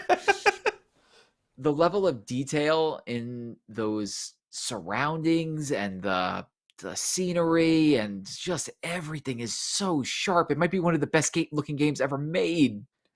It absolutely might be like definitely on a technical level, and there's like the detail, the animation. Obviously, people who worked on it are insanely talented and insanely artistic, but they are. It doesn't speak to you. It doesn't speak to me, and also they are. I'm just looking for. Again, we're talking about you get very granular. You have to start like making like. You have to start. Yeah, I know. In your head, you have to start like making deals with yourself, and like they are recreating something that's just real, right? And it's like, yeah, they're matching something totally real, but it's like there are just other games on this list that like I just like the way they look. I like looking at them more, you know? I mean, if I had to come up with a list, I don't think Forza just misses the list for me. Yeah, that's so what I'm it's not saying. Like I'm going to fight you. Yeah. It's just a tough one to cut because it looks so freaking good. It does, but it's neither of our top three, so yeah. We got to get rid of it. Okay, your turn, Justin.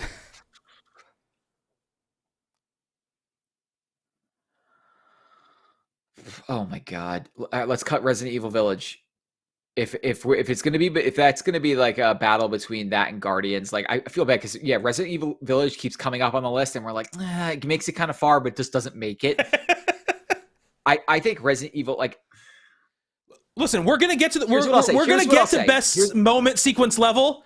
I can tell you right now, one of those is gonna be on the top 3. I prefer the way that Resident Evil Village, Resident Evil's surroundings look more than Guardians, because a lot of Guardians is fighting on the inside of spaceships, and that's not that exciting. I would say it's not a lot of it. There's a chunk of it that's fighting inside of spaceships, but think about a chunk of it. You're on different planets. But even like here's the thing: like when you're on those planets, like even when you're on the Drax planet or the Mantis planet, right? Like there's some really interesting vistas right off the bat, but then you spend like 85% of that level in a cave. What elevates Guardians over Resident Evil is that the way that these characters look more than the surroundings. I think the surroundings in Resident Evil are are pop more for me. Let me counter that. Guardians, like just the Resident Evil, like I don't think like what's his name's like tower or whatever, Heisenberg's tower is like visually interesting at all. You're in like dark metal hallways the whole time, basically. That's fair. It's a fair point. No, that's totally fair. I think the highs of that game though, like the beginning of that game is strong. Like absolutely, the village, and again, the castle, the even the dollhouse in some aspects. Yeah, the dollhouse, yes. I agree with you. I'm not disagreeing with you on those things, but I just think like both of these games have things that are standouts and have things that are not as far as environments go. But if you were thinking like which of these games you rather look at, like it's gonna be Guardians for me for the most part. You know what I mean? Like okay. I took screenshots of Guardians when I was playing it because I was like, whoa. I mean, I took one screenshot too. You know, when that dragon's flying behind you. Oh yeah, that's very good. I think everybody took a screenshot there. Yeah. All right. Okay. Give me a game that makes your list. Guardians of the Galaxy makes my list. Okay. For sure. Move, so I was gonna say move, but that was only one. So all right. So Guardians. You want me to get like honestly, like as much as I like this year overall, and these are all good looking games, like they speak to me in like I would say this is weird because one of these games is a game I don't like love, but my top 3 is probably Guardians, Kenna, and The Ascent as far as best looking games. So my top 3 are Ratchet, Returnal, Solar Ash. Wait, sorry. Say your 3 again. At all. Say your 3 again. Ratchet, Returnal, Solar Ash. Okay. So, what's your number 1? Returnal. Okay. Ooh, yeah. It's very tight between Returnal and Ratchet. Didn't you said like a couple minutes ago that Solar Ash was the best looking video game of the year? It's like, yes, my 3 are very close. Solar Ash is like, but here's the thing: like, you haven't played any Solar Ash, so it's hard. I don't care. Like, it doesn't matter to me. Like, I can look at a game. I know I've seen it. I've seen it in motion. I know that it looks good. it's beautiful. Like Solar Ash is beautiful. You're skating on these clouds. It's basically Shadow of the Colossus, the artistic version, where everything kind of it looks like a dream. It is hard to make up your mind, Groon, when you're talking about some of these video games because they're all phenomenal looking. Okay, like being like Kenna doesn't make my list is bad. It feels bad, but like it just Kenna looks incredible, but it's not like, to me, it's not something that spoke to me. Like when I'm thinking about it, like the number one thing to me is Returnal, and those particle effects, the way that the enemy designs are, like where it looks like it's out of some Lovecraftian thing in some places, is just wild. Like when you're looking at a video game and you're seeing like 1,000 different projectiles flying at you, and they're 19 different colors, and it is by this giant monster that looks amazing, and it's just like Returnal is a damn good looking video game. And it's not even just like that type of stuff. Like the actual like technical parts of it are incredible. Like when you're walking through that house, like it's a good looking house. It's atmospheric and moody and stuff. Like I would probably put that one, Solar Ash 2, Ratchet and Clank 3. I mean, Ratchet is a powerhouse, like a technical powerhouse, in the same way that we look at Forza, and we're like, those cars look good. Everything in Ratchet looks good. Like the amount of detail on the characters, you could see the individual strands of fur, like that giant robot level, the lighting in that level when you are flying through the caves, and there are those like light particle effects come shining through all the weapons, and just the detail on those weapons, and the detail of what those things are doing, and that little rift, like the rifts that you're jumping through, and when you're dodging, there's like 19 ratchets on the screen for a split second. Like that all looks so good. It does look really good. Again, let me just say this. I feel incredibly strongly about Guardians of the Galaxy, and I feel pretty strongly about The Ascent. Kenna, I think, is a great looking video game, right? I think it's a fantastic looking video game. It's got amazing animations. It's got great lighting. All that stuff is wonderful. And it looks like a DreamWorks movie. Actually looks like an animated movie put into point. But this is what I'll say. I think that just speaking in pure, because the best game, it involved involves like animations, and it involves particle effects, it involves art style, it involves all that stuff. I think that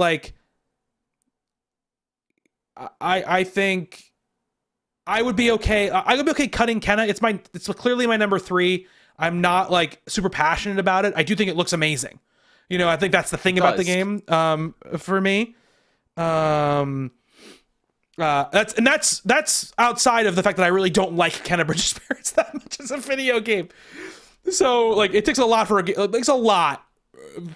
a game to look really that good for it to make this list for me, or make my list for me, when I don't like the game that much, because I value that a lot higher. But we can cut that out.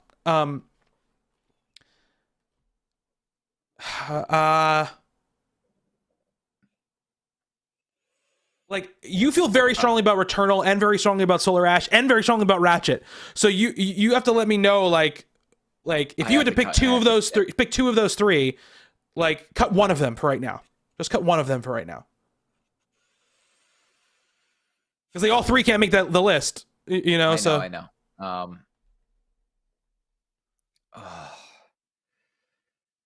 Cut Ratchet. Oh boy, that's not what I was expecting you to say. I know. In some ways, this is where being subjective comes into play. If you were to ask me, listen, in your heart of hearts, which one of these games is more impressive? The answer is Ratchet. Ratchet is an insanely impressive looking video game. It might be the the technical showpiece for this generation right now, like overall, right? Not just like one small part, but there is something that speaks to me more about Returnal and Solar Ash, where this comes in like as Misadventureland's, Yes, best looking game of the year. Yes. I mean, I agree. That's the thing about me. For that, I think Ratchet is an amazing looking game. It does nothing. The way it looks does not speak to me. Like I do not get excited about the way Ratchet and Clank looks. I appreciate the way it looks, and I think like, but this is what I'll say in general. And this doesn't really count against it. But like, what's always looked fantastic? Ratchet and Clank games. And but even still, I mean, they've always looked good. But have they ever been the showpiece of a console, like graphically? Yeah, I mean, I think it originally in the PS3 days, I think it was. I think like Crack in Time was like a showpiece, for sure. But like, look, I like again, there's nothing against Ratchet as a game or the way it looks. It looks amazing. I just like I said, like this is our like best looking game of the year, and it's just not there for me. So here's what I'm willing to do. Here's what I think. Here's what I'm going to do. I'm going to cut the Ascent. I think it looks fantastic. I love the way it looks. It's one of my favorite looking games of the year. The detail of it, the particle effects, the backgrounds, the lighting, it just speaks to me. Like the whole vibe speaks to me. But I'm not as passionate about the Ascent as you are about Returnal or Solar Ash. So I don't want to keep it on the list just like for my ego's sake. What I would pick to win. It would be Guardians for me. I just think as an overall package, I love the way it looks, and I think it does one thing that I think it has, like you said, has the best facial animations I've ever seen. And like I can't speak to these other games, but I don't know if these other games do anything the best of any game. So like that's my fight for Guardians. But like I'm willing to kind of go with you on this pick because I think you're more passionate overall about this category than I am. So here's why I'll say that I would like this pick to be Returnal. Is we've seen Housemarque games before, right? And they're always isometric games. And you're like, wow, there's a lot of particle effects on these screens. Like, what was that game that came out for the PS4? The pack-in that everybody got. Oh God. Resogun. Sam's favorite game. Yeah. So like the particle effects in that were insane, right? Just like insane. And you're like, this looks awesome. And like they've made a bunch of other games after that where it's just like, man, there is so much stuff on the screen. I can't even tell what's happening, but they've always been isometric. And it's like they were able to take that formula and put it into a third-person shooter. And it looks even better when it's coming at you from that angle. Like the insane amount of things flying at you and the way those creatures are designed, the way those worlds are designed, and just everything about that game just oozes style. And like it's a technical showpiece, but also when you're looking at it, you're like, I don't like the way this looks, like in a good way. Like I don't like the way this enemy design looks at all. This is going to enter my nightmares later. Like especially in that second level, that like desert level. I don't know if you ever got there, but there are these like, you remember in War of the Worlds, the Tom Cruise version? Mm-hmm. There are those like the machines are like these big boxy things, and they have all these tendrils coming out underneath it. Like you fight many of those in the second level, and they are upsetting looking. And they're also just throwing like just walls of particles at you, and it just looks so freaking good. Like to me, it is the game that has stuck with me the most. The only thing that really came close to touching it was Solar Ash, but thinking about it, Returnal for me is the best looking game of the year. I'm willing to go with you on that one. I think you feel more passionately about the way Returnal looks than I feel the way what Guardians look. So I'm going to say that Misadventureland's best looking game of 2021 is Returnal, with runners-up Guardians of the Galaxy and Solar Ash. All right, Justin. Best music. All right. So if you're still here watching or listening, I'm going to do something here. I'm going to move this with over us. and move this over so people can see. We have music for you to listen to this year. We do. In years past, we've only talked about the music without ever actually being able to play it. we're gonna play you guys some music. Yes, and bear with me in the first song we play to make sure the levels are okay. So best music, the nominees will be Death's Door, Psychonauts 2, Life is Strange, True Colors, The Ascent, Metroid Dread, Halo Infinite, Kenna Bridge of Spirits, Deathloop, The Artful Escape, Guardians of the Galaxy, Sable, and Chicory. Do we have any other nominees that we are missing from this list, do you think? I think you have one more to go down. Oh, Inscription. Sorry. Do we think a Resident Evil Village belongs on this list? Do we think I don't think so. A Ratchet I don't and think Clank? Resident Evil sneaking onto this list. No, it's not something on this list. Do we think a Ratchet and Clank belongs on this list? Do we think a Boomerang X belongs on this list? Do we think No. not Hitman 3? Do we think a Bowser's Fury belongs on this list? Well, even if it did belong on this list, we couldn't play the music because Nintendo's copyrighted everything. It's true. This video can take it down like that. Unpacking. I'm just going really quickly through these things so I don't forget anything. Meg's Returnal won Best Looking. Yes. Yeah. Here, let me move it over for you. Best Looking, Returnal. There you go. All right. Yeah, I think we're good on what we got. I just wanted to make sure that we were happy with this. All right. So, I mean, we're gonna play a lot of these. I don't know if we have to play all of them. There might be things that we can cut right off the bat. At first, is there anything you want to cut before we play anything? I mean, I didn't play enough of Sable to really get into the soundtrack. Let's just play. You play. I'm just gonna play like the first. Yeah, I played the song that you picked. Yeah. I think it's just the first song on this list, right? Yeah, it's just the first song on this list.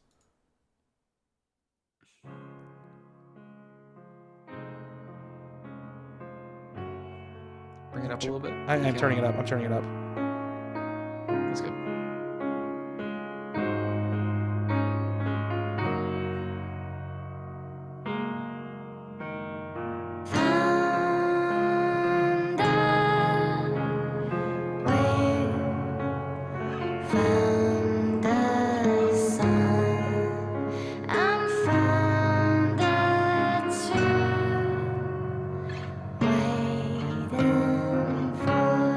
Very pretty.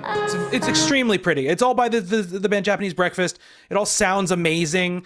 It's all really, really good. I agree that we can cut it, like, for sure. It's not a game that I spend a lot of time playing. I do listen to the soundtrack, outside, but I think, like, for this category, like, what we often kind of try to do is, it doesn't have to be the thing that is best outside the game, or it can maybe the thing that's best inside the game, but we try to, like, kind of bridge the two in many ways. I think it's what we usually try to do, right?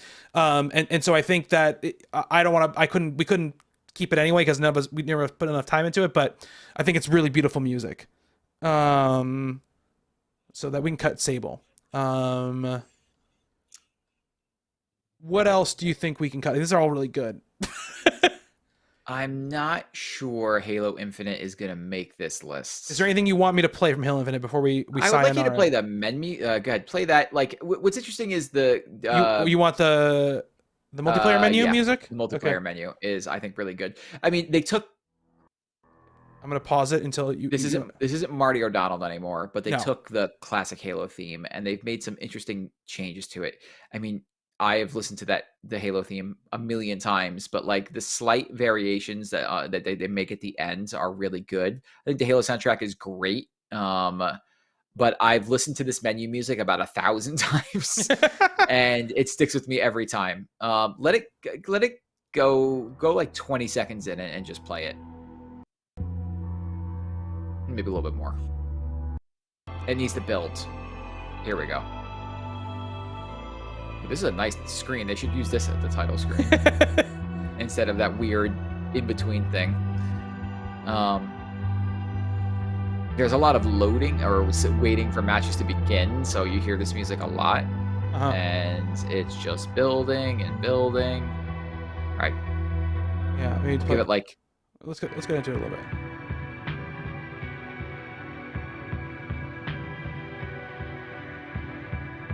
tell you, course, Justin, every time we skip around, you're not selling it to me.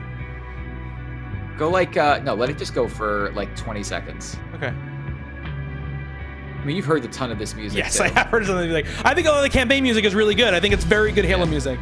Here you go. Yeah, basically. So like this changes around, and there's like a bunch of really like cool themes, like just like variations of this theme and different sounds that I think are really good. But I don't think Halo is going to make the list, so we can cut it.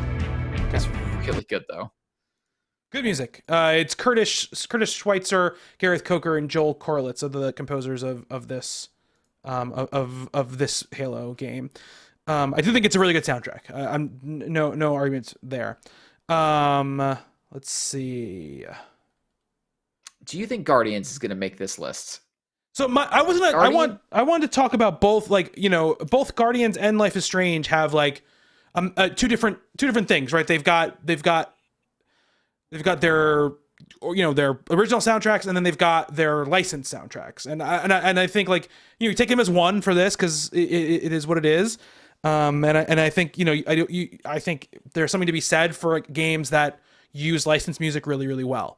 And I think Guardians uses it really well. You know, I think it uses those songs, those popular songs, to great effect in the moments that it exists. Do I think Guardians of the Galaxy is going to be a top 3 game, Justin? No, I do not think it's going to be top 3 for this. Okay. I think the fake hair metal band that they use called Star-Lord is actually really good. They are good. And even like, I mean, I'll just so quickly, like, you know, I just, you know, I think, I don't know which one I picked here. Is that song on there? The Star-Lord song. There's a couple of them. Zero to Hero, Space Riders with No Names. Zero to Hero is the one that you first hear when you're like loading into the game. You're playing as a young Star-Lord.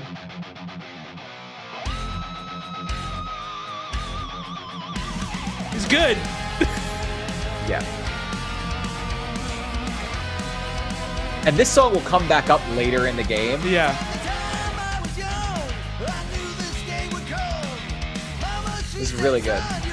This is why the game gets off to such a strong start, because you start this game on your bed with a Walkman, listening to this song as you're like reading the lyrics from like the cassette case or whatever, and it's really good. It's great. And again, like you can use, you know, licensed music poorly. It's not like it doesn't give you an automatic win, and they use it really, really well in the game.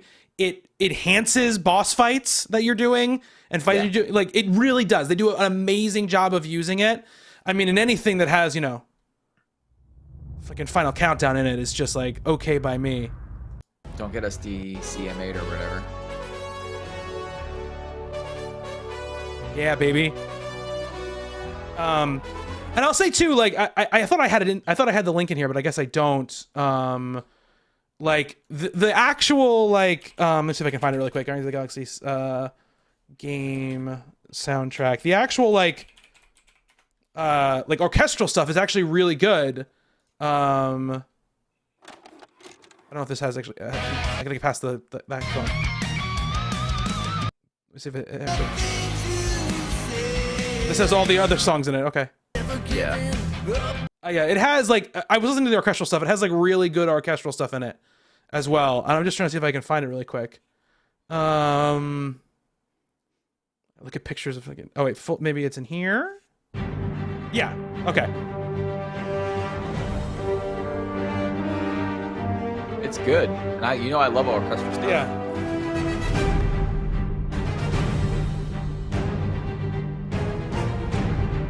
I mean, it's got good stuff, and like I just like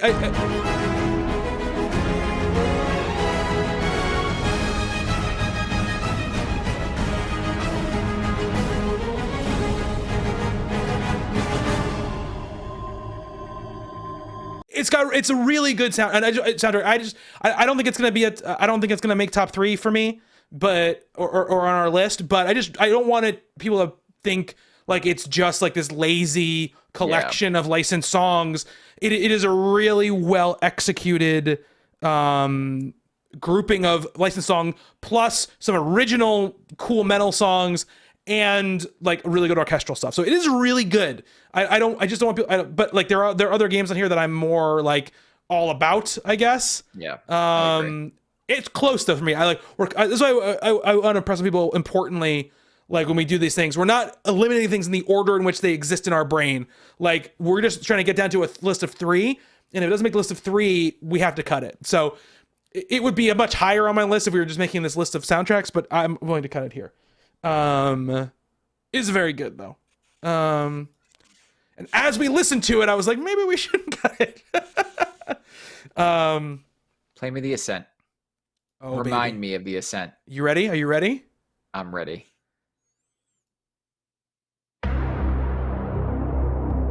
Give it to me.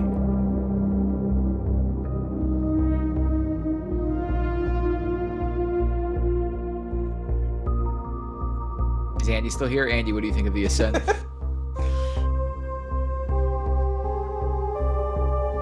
me. You got to get me to the drop. Where's the drop? It might not be in this song. I remember there was one song on The Ascent that was really good. Welcome Home, maybe? Yeah. Listen, it's all of it's so good. Wait.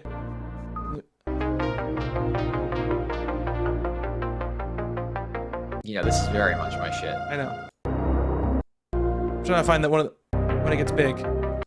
I'm trying to remember which one it was. Oh, They all start the same way. They all start. Yes. Well, Wah. Andy's here. The soundtrack's great. He said. Gotta find the one that we were talking about. And we have a lot of songs to go through if we're gonna try and find it. Yeah, I know. I'm not.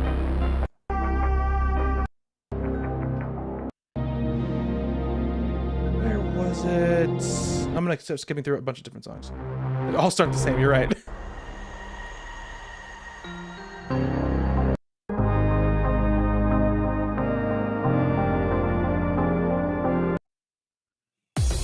There we go. Yeah. We should have just gone down the list. I would have said Turbo Riots in a second. I mean, this has definitely got a vibe to it. Yeah.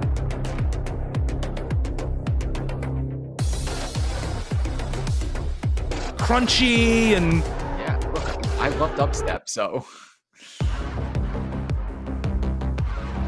this was one of the ones I remember. yeah. Dragon Feud. It's all of a piece, you know, like Yeah. grime, Yeah. dirty, Absolutely. cyberpunk. Yeah. Yeah. It's It's one of my favorite soundtracks of Can we the go year. back and yes, Andy, we can go back and finish The Ascent. It might actually work now. All right, let's leave that. I'll leave it on for now. All right, play me some Deathloop because I honestly don't remember a lot of what Deathloop sounds like. So this one I couldn't really find like it has the songs like this. So Yeah, all right, so just jump in anywhere.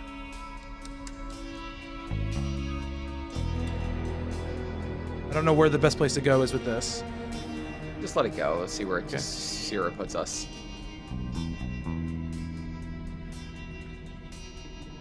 Let's see. Bethesda actually puts out their soundtracks officially too, which is nice. You want me to skip to somewhere else? Yeah, just skip somewhere else.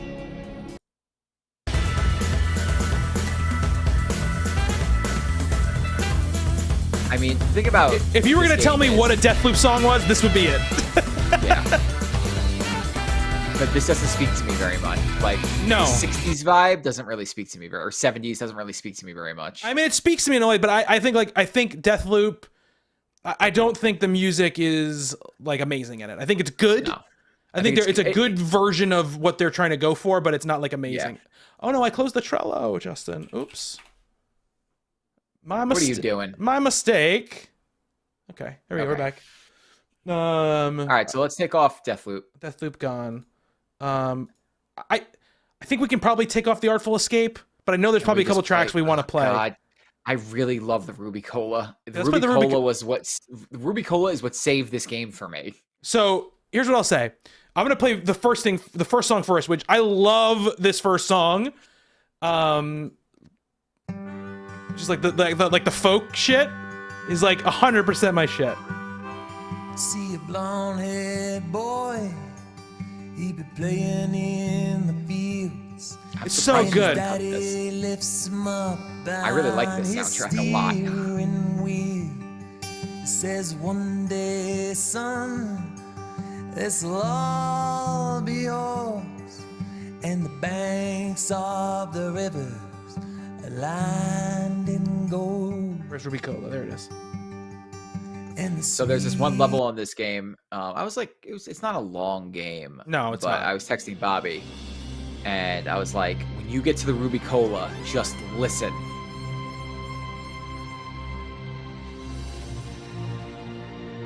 Very good. It's uplifting.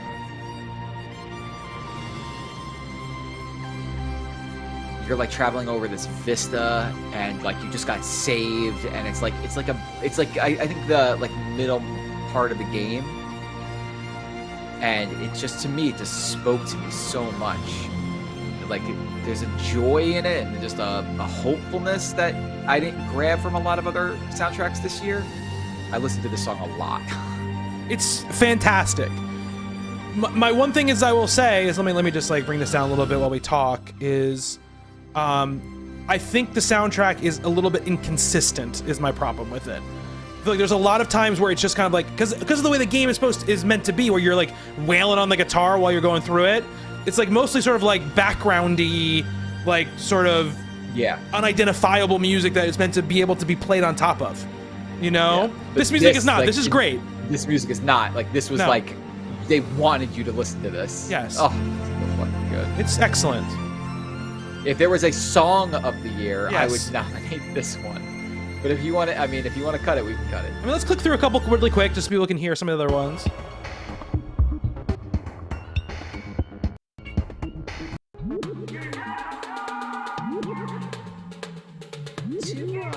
Like you barely hear this stuff is the thing. Like that's the other thing too. Is like Ode to Layman.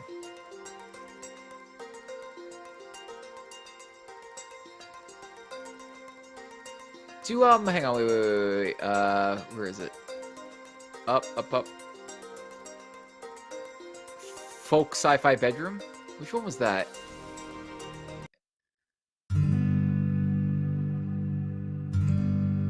Oh, it's got that folky shit that you like. It does. It's gonna change though, I guarantee you. I think this might be when he was having like his flashback or whatever. When, okay. I mean, the Glimmer Dim is a great level. But like a lot of it is this, you know, it's just like this very, it's like this very airy stuff. It's atmospheric yes, more than anything else. Exactly, yes.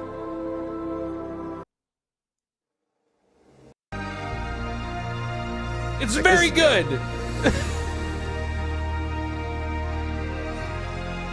Oh yeah, this is like really and, you know, like, you think about you're like wailing on the guitar. Yeah. Oh man. Okay, you want to keep it for now? Keep it for now. Okay, we'll keep it for. It now. might not make it, but we'll keep it. There are some really good highs in this one. So I think we could cut Inscription. It doesn't have great music. It has great atmosphere more than anything else.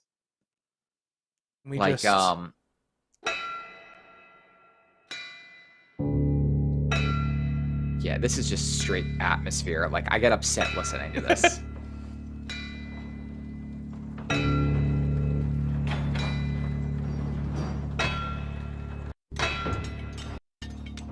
I mean, this is just that boss battle, so it's gonna repeat. Yeah.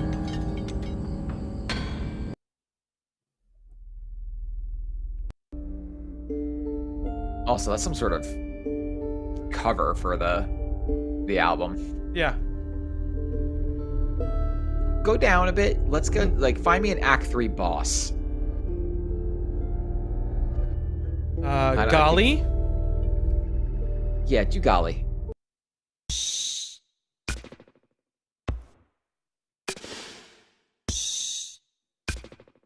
Oh my god, this fucking game.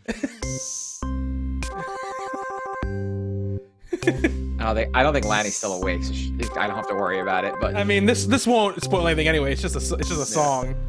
Oh my gosh, this is good. It's good, but it's so good.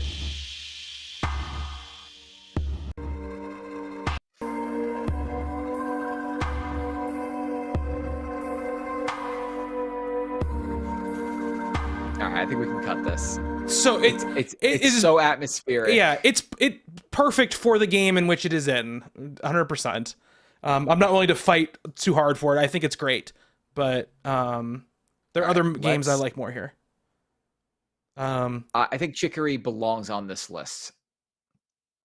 Okay, let's take a listen to it in a minute. I think we're gonna probably end up cutting Kenna off this list. It has great music, but we'll probably end up cutting it off this list. But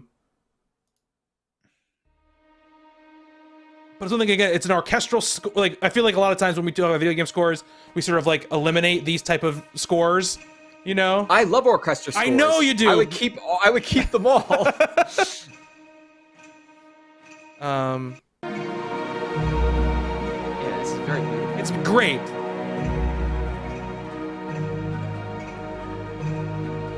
It's that wonderful music.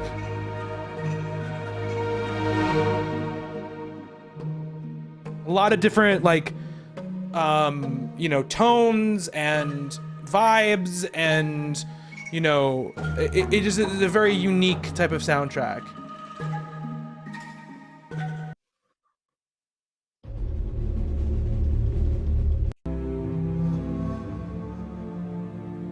It's really good stuff.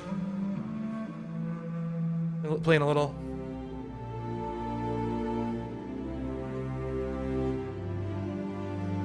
It's a beautiful soundtrack. I will say, like, I'm not gonna fight for it very hard because it's not in my top 3, but I think it is really great. We can let it go. All right, Kenna Bridge of Spirits going off. Let's see here. You wanna play some Chicory now? Yeah, sure. Let's play Chicory. There are Okay. 3 tracks I want you to play. Okay. Which ones? So play me the Town of Luncheon. It's at the top. So this is by the same composer that did Celeste, which I know. is really good. Celeste is one of my favorite soundtracks ever. So this is good. This is like your main town. Go down one to Supper Woods.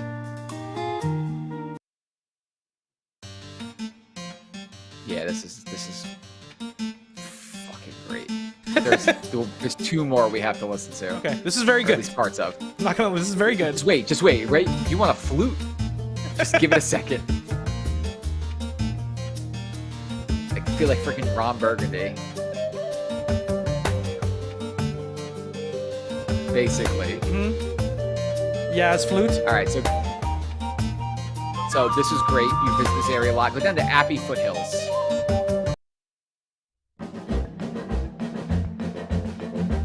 This soundtrack has got some range.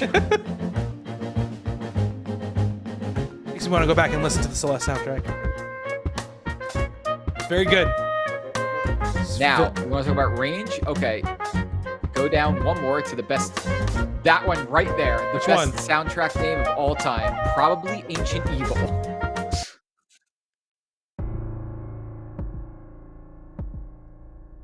This is the first boss battle. It's the first boss battle? It's the 12th track.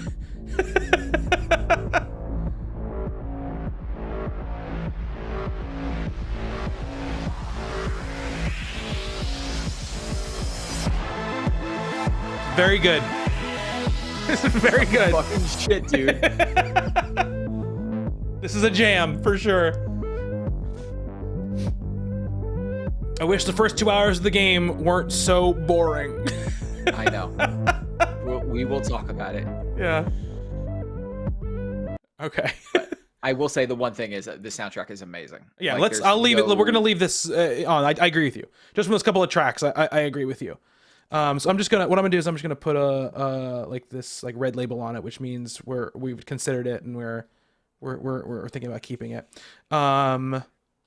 So let's take a listen to little Metroid Dread. I don't know if this is gonna make it on the list or not. I really like the soundtrack, but it's definitely one of those soundtracks that I think is like best heard like in the game, you know what I mean, and not like something you listen to outside of the game. Side of it. Yeah. Because when you put this on, I couldn't really think of any music that I Yeah, just give me a I remembered in this game. Where is it? But I'm sure once you start playing it, it will come back to me. Yeah, where is oh there he is.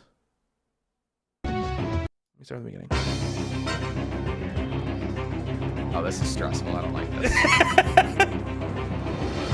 I remember being stressed during this music.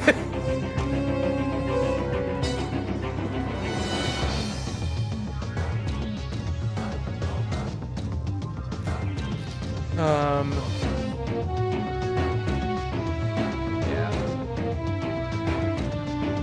Just sounds different than like almost any like a lot of like all other music that you hear in a game, Yeah. you know, which I agree. really like a lot. Let's see.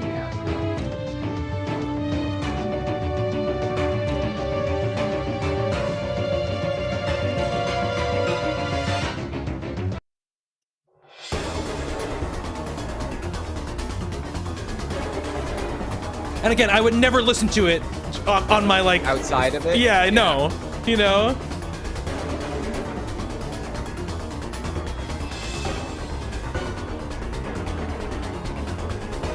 But it's so effective inside the actual game, you know.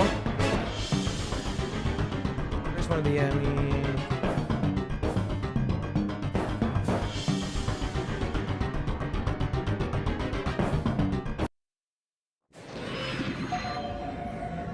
Oh, that sound.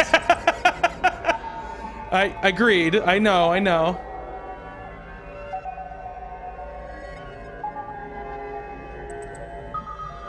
The Emmy stuff, and then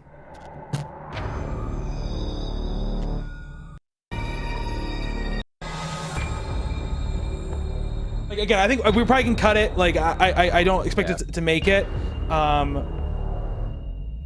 but it just sets the mood of the game so incredibly well, and the game has such a mood to it that I just love it.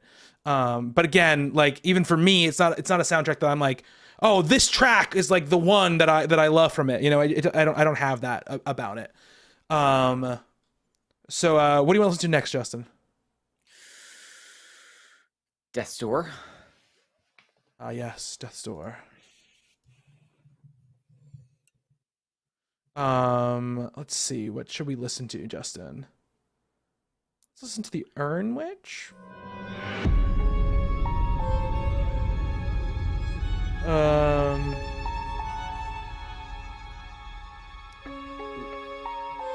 What's the place in between Avarice. worlds? The Avarice world? You mean where you have to fight all the the waves of enemies, you mean? No. Like where you go back and upgrade your souls. Oh, The Crows, maybe? Hall of Doors or the Crows? Hall of Doors. It's Hall of Doors. Okay. Oh, sorry, this is the Death's Door theme, by the way. Let's listen to this for a second. This is really good.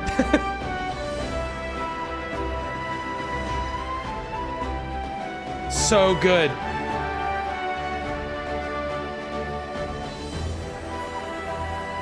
Okay, the Crows, Hall of Doors. Here we go.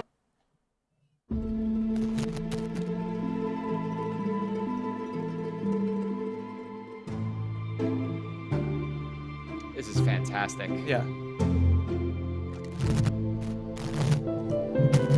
Justin, your microphone is like crackling because you're pulling on it right now. Sorry. My levels are like all over the place at the moment. There we go.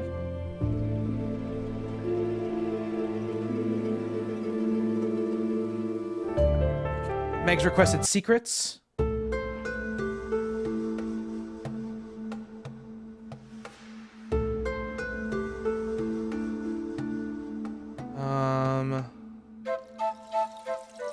Oh yeah. Yeah.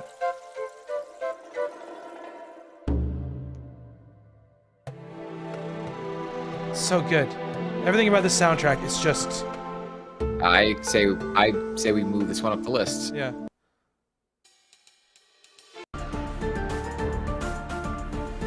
Yeah. I forgot. I had forgotten how good this was. Yeah. Which one is this? Avarice? Avarice, yeah. When you're fighting in that like middle like area when you're like the waves to like unlock the ability or whatever, you know? You jump in the big pot or whatever, the big hole, whatever the thing is.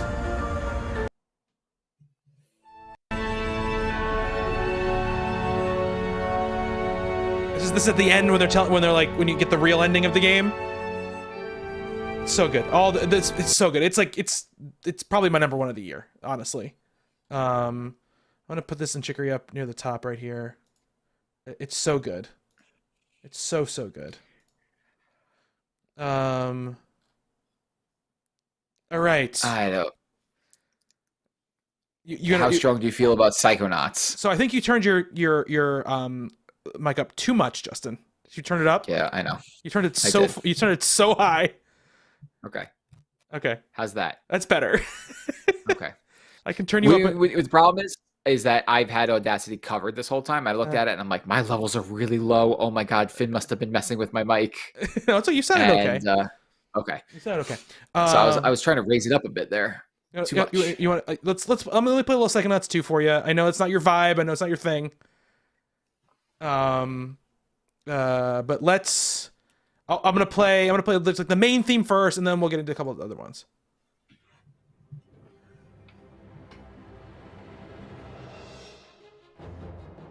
Why is it so low?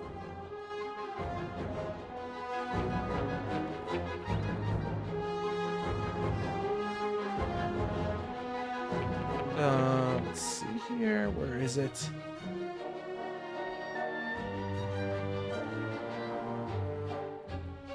That's the main theme. Let's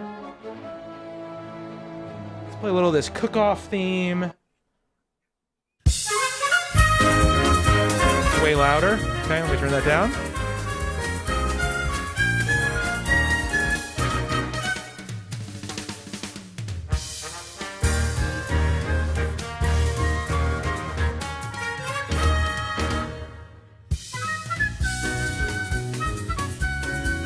Yeah, I know.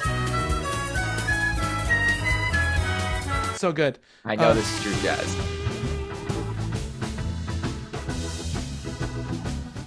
A little of the Psy King level. What number is this for you on your list? It's in my top 3 for sure.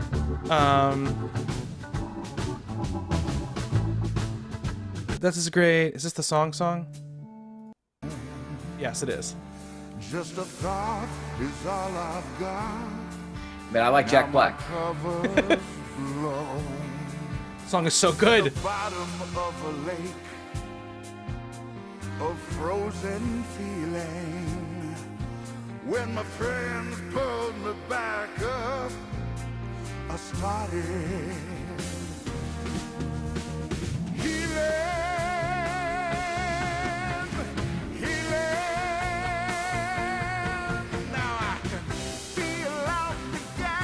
All right. We can add this to the list. And then this is the last boss. This is like the breadth of stuff that's in the game, you know?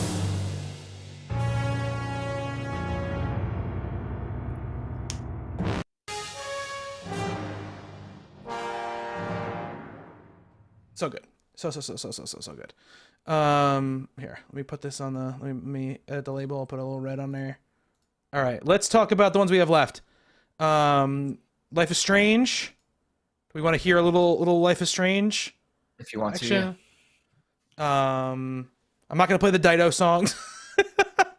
I don't have to play a lot of stuff. I just like think overall like the whole like collection of songs is like really really good. Yeah, it helped ground me to that game. Yeah, for sure. You know, we don't have to play a ton of them. I don't want. Maybe we don't have to play any of them really. Again, I don't know if this list even has doesn't even have all of the stuff in it. This might just be the instrumental, actually. That's what I was looking like. Yeah. No, Kings of Leon. We got Kings of Leon. I don't remember what like the. But anyway, the music in Life is Strange has always been like a huge part of it, and this is no different. They do an amazing job putting this soundtrack together. Like even like the stuff that's not the really famous stuff is all really really good. There's like a Phoebe Bridgers song in it that I love and a bunch of other stuff, but like watch the sun This music, like as it falls. you talk about like, you know, like lo-fi and like dubstep being your absolute shit. Like this is my version of that, you know? Yeah. I know that about you. Like some folky music in your feelings. Give it to me. Like I want it, you know? So like I love it, but it's probably I would be okay with it not making this list comparing what else we have here. Well, I think we have our list. Do we? Are we sure? Are we good now? Cutting the Artful Escape. Yeah. We're good now. Cutting the Artful Escape. Yeah, Okay. I forgot how good Death's Door was actually. Okay. And like I love the Ascent, but I agree with you. Like I don't think it matches up with these other two. What wins this? Either Death's Door or Chicory. I loved what I heard of Chicory from what you played. I haven't played the game, so I can't speak to it fully and completely. You've played both Death's Door and Chicory. I will trust your word on the two. We can't listen to the whole soundtracks of both of them, so Yeah.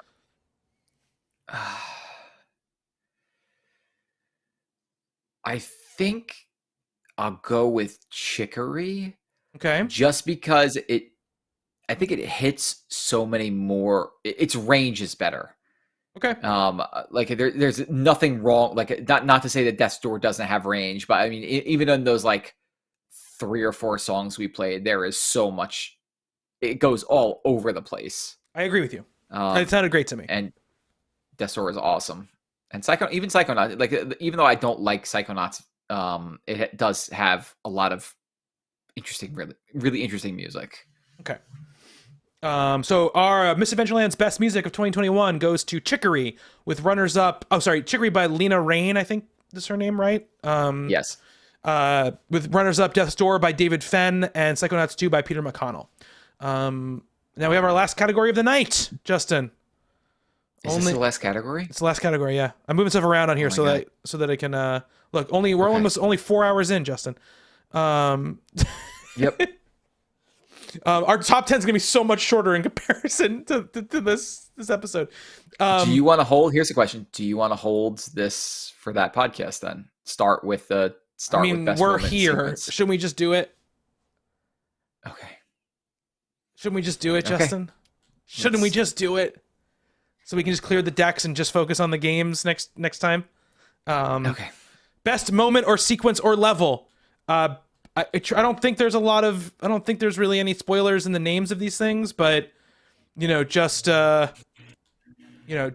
be warned. Okay. The Psy King level in Psychonauts 2, Jukebox Showdown in Back for Blood, the music boss / level in Returnal, Lady Dimitrescu's Castle, the final boss in Boomerang X, experiment number Z57 boss fight, Metroid Dread, getting the space jump, Metroid Dread, the Parade, Ratchet & Clank Rift Apart, Dartmoor, Hitman 3, Benvenuto Dollhouse, Resident Evil Village, the Grapple. That's not a best moment, sequence, or level. Come on. It's the great thing. We could have just put best thing. We could have. Giant robot level, Ratchet & Clank Rift Apart, Super Saiyan Mario, Bowser's Fury, taking down a massive remnant, Solar Ash, or calling home in Chicory. I mean, there were other ones that we talked about that I've forgotten through the course of the night that I've forgotten to talk about in here. I mean, we could talk about the Gamora moment in Guardians of the Galaxy. Oh, yeah. Oh, good. Alejandro agrees with me. All of these moments are incredible. Like cutting them is not going to be easy. I think an easy cut here might be calling home in Chicory. It is good. So yeah, it's a fantastic thing. In Chicory, when you are stuck, you can call home and ask your parents what to do. Mm-hmm. And your mother gets on the phone and your mother's like, all right, well, like, what have we learned so far? And like kind of hint it out at you, like not spell it like right out for you. And it's like, do you want to talk to your father? And your father will literally tell you. He like gets on the phone and he's like yelling. He's like, this is what you got to do. You're going to go 3 screens to the right and 3 screens to the right, 2 screens down, 1 screen to the left. That's where you got to go. And you got to talk to this guy. I love you. Bye. And then he hangs up the phone. And it's fantastic. Yeah. It's like the best hint system I've ever seen. I've only played a little bit of the game, but what I love is that you slowly see like the dad's hand like creeping into the frame, reaching in. That's so good. Yeah, like when the mom's giving the directions. I think it's really good. It's very good. I totally agree with you on that one. For sure. But yeah, we can cut that out. Let's see. So there's also that so we talked a little bit about, we'll put spoiler walls regarding the galaxy right now. If you don't want to hear about anything in the Guardian of the Galaxy, just you can tune out right now. Do you want to talk about the Gamora bit, Justin? Yeah. I mean, so with Gamora, she's basically admitting that she killed Nebula and she had to kill her. And it's like, oh shit. And it's like, how could you ever accept me? I'm just a killer. It's what everybody sees me as. And, she's basically going on about how much she likes being with them and loves being with them. And she turns her back and she's like, but how could you ever, love me or something like that, or something to those lines. And like, it's out of focus, but Peter's head just kind of like comes in from the side behind her. And, he's talking about, you hear his voice first and he's just like, you know what I think, and it sounds like it's going to be bad. Like they won't accept her. And his head kind of like pokes out from behind her and like it focuses on him for a second. And he's like, Gamora just said she loves us. And he does it in this like super annoying but like adorable voice. Like, yeah, she basically saying she loves us. And it breaks all the tension in this moment. And it is so needed and so perfectly placed. Like, it's a fantastic moment. I think it's my favorite moment in the entire game. Yeah. It's a really wonderful moment, 100% a wonderful moment.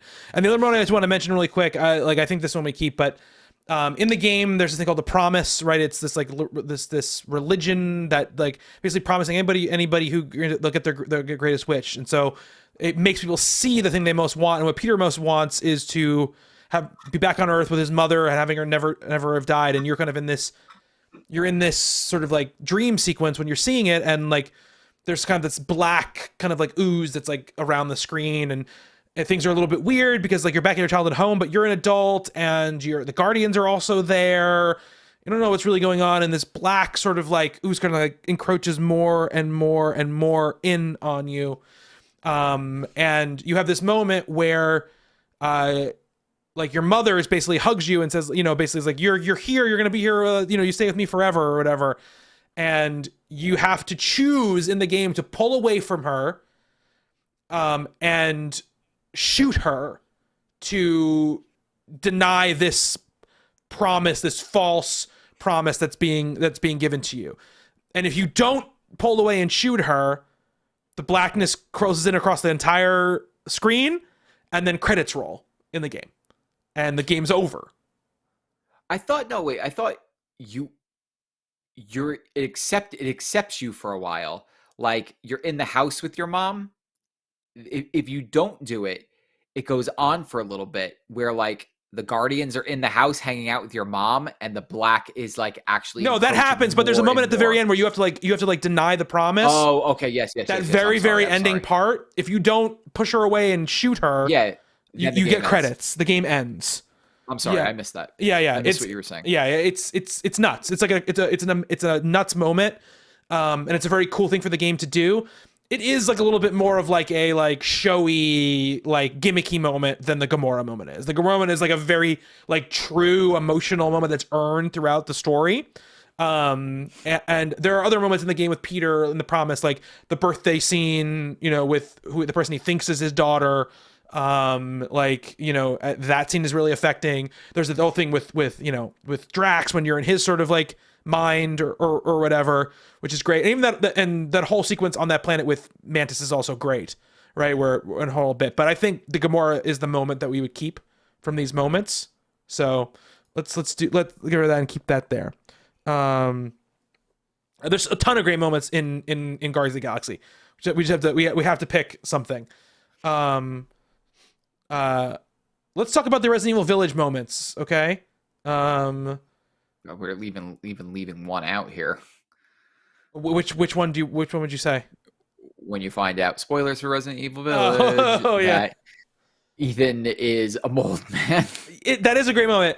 I think as good as the Lady Dimitrescu level is, to me, the most memorable thing that happens in Resident Evil Village is that dollhouse. Yep. Like 100%. Resident Evil Village isn't a particularly scary game for the most part, right? It's pretty like you have a lot of guns. It's pretty like fun and silly and goofy and weird. And the Benvenuto dollhouse sequence is genuinely terrifying. It is. Yep. It's certainly like it. They take away your guns, so that's something that makes it terrifying. But that moment when you do that thing and then you walk out of the door and you just hear the all of a sudden that giant, again, spoilers for Resident Evil Village, that giant weird baby appears, and it's this giant monster that's coming after you, but it's speaking like an actual child, like "Daddy, Dada," and like chasing. I was like, I literally was like, no, just running through the place. I did not like that at all. Like you're waiting for the elevator to come down, you're waiting, and you're like, just don't turn around, and you can feel it on the back of your neck, and you're like, get me out of here. Yep. Yeah.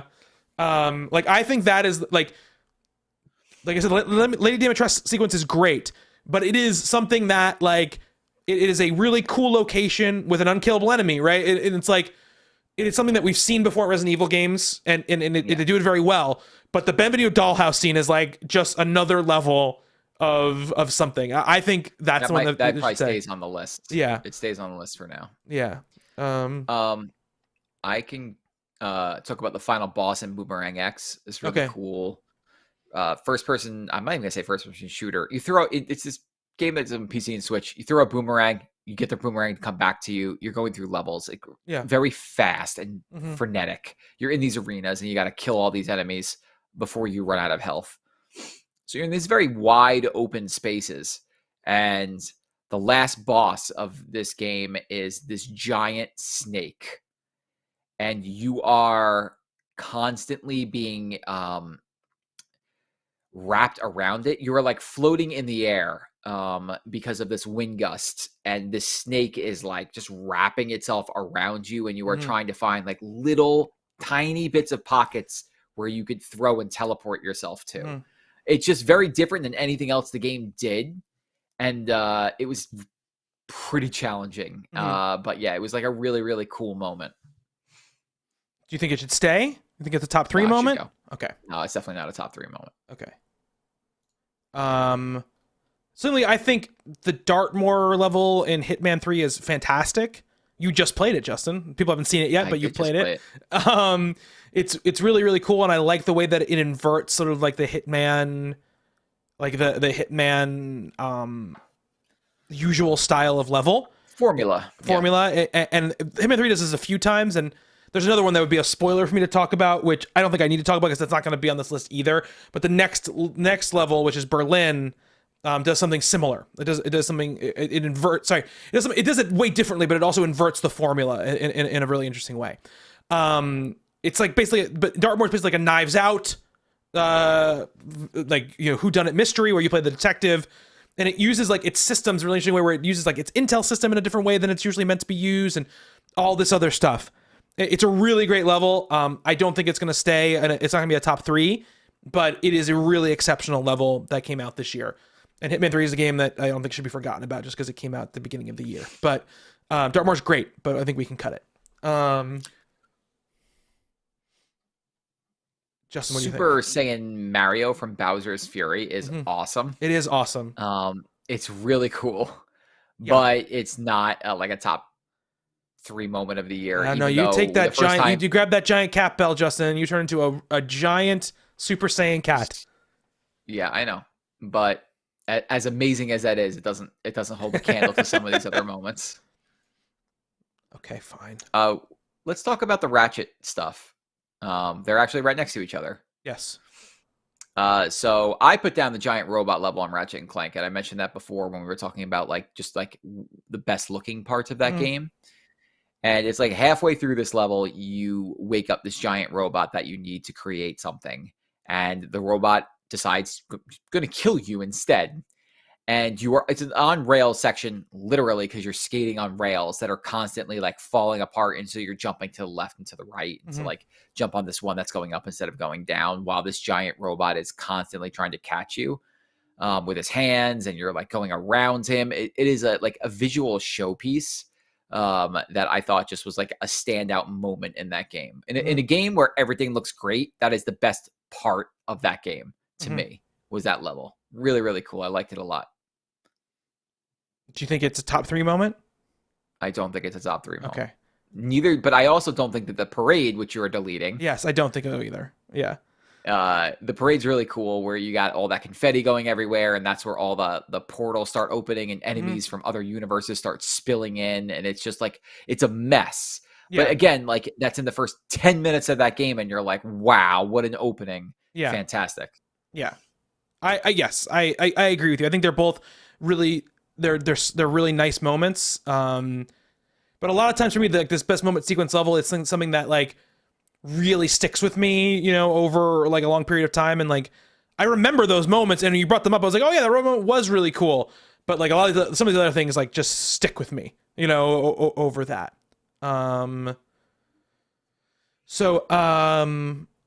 Let's talk. So I know it was a really fun thing for us to do. Do we think the jukebox thing is going to stick on the top 3? It's awesome. It was really cool. So there's this moment in Back 4 Blood.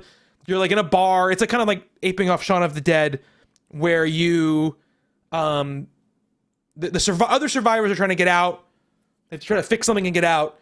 So you like basically turn the jukebox to distract the zombies and bring them all to you, so you can fight them and distract them so that people can get away. And the whole level is fought, you know, with music playing out of the jukebox. The first time we played it was like Black Betty. We played it a second time, and it was a Hive song, right? Yeah.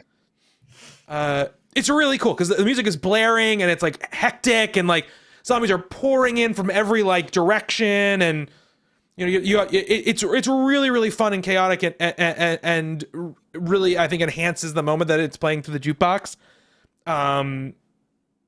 It's really good. I don't know. I don't think it probably doesn't stick here. Agree. In the same vein, taking down a massive remnant in Solar Ash is incredible. You know, it takes those vibes that you get from Shadow of the Colossus, where you're jumping on something that's really big, but in this game you're skating on it, and you have to do it 3 times. But on the 3rd time, they put in this like really special music. And what's happening is like you're skating and you're hitting these like points to like weaken it. And there are eventually like grapple points that you can grapple to. And as you get around, like it'll flip.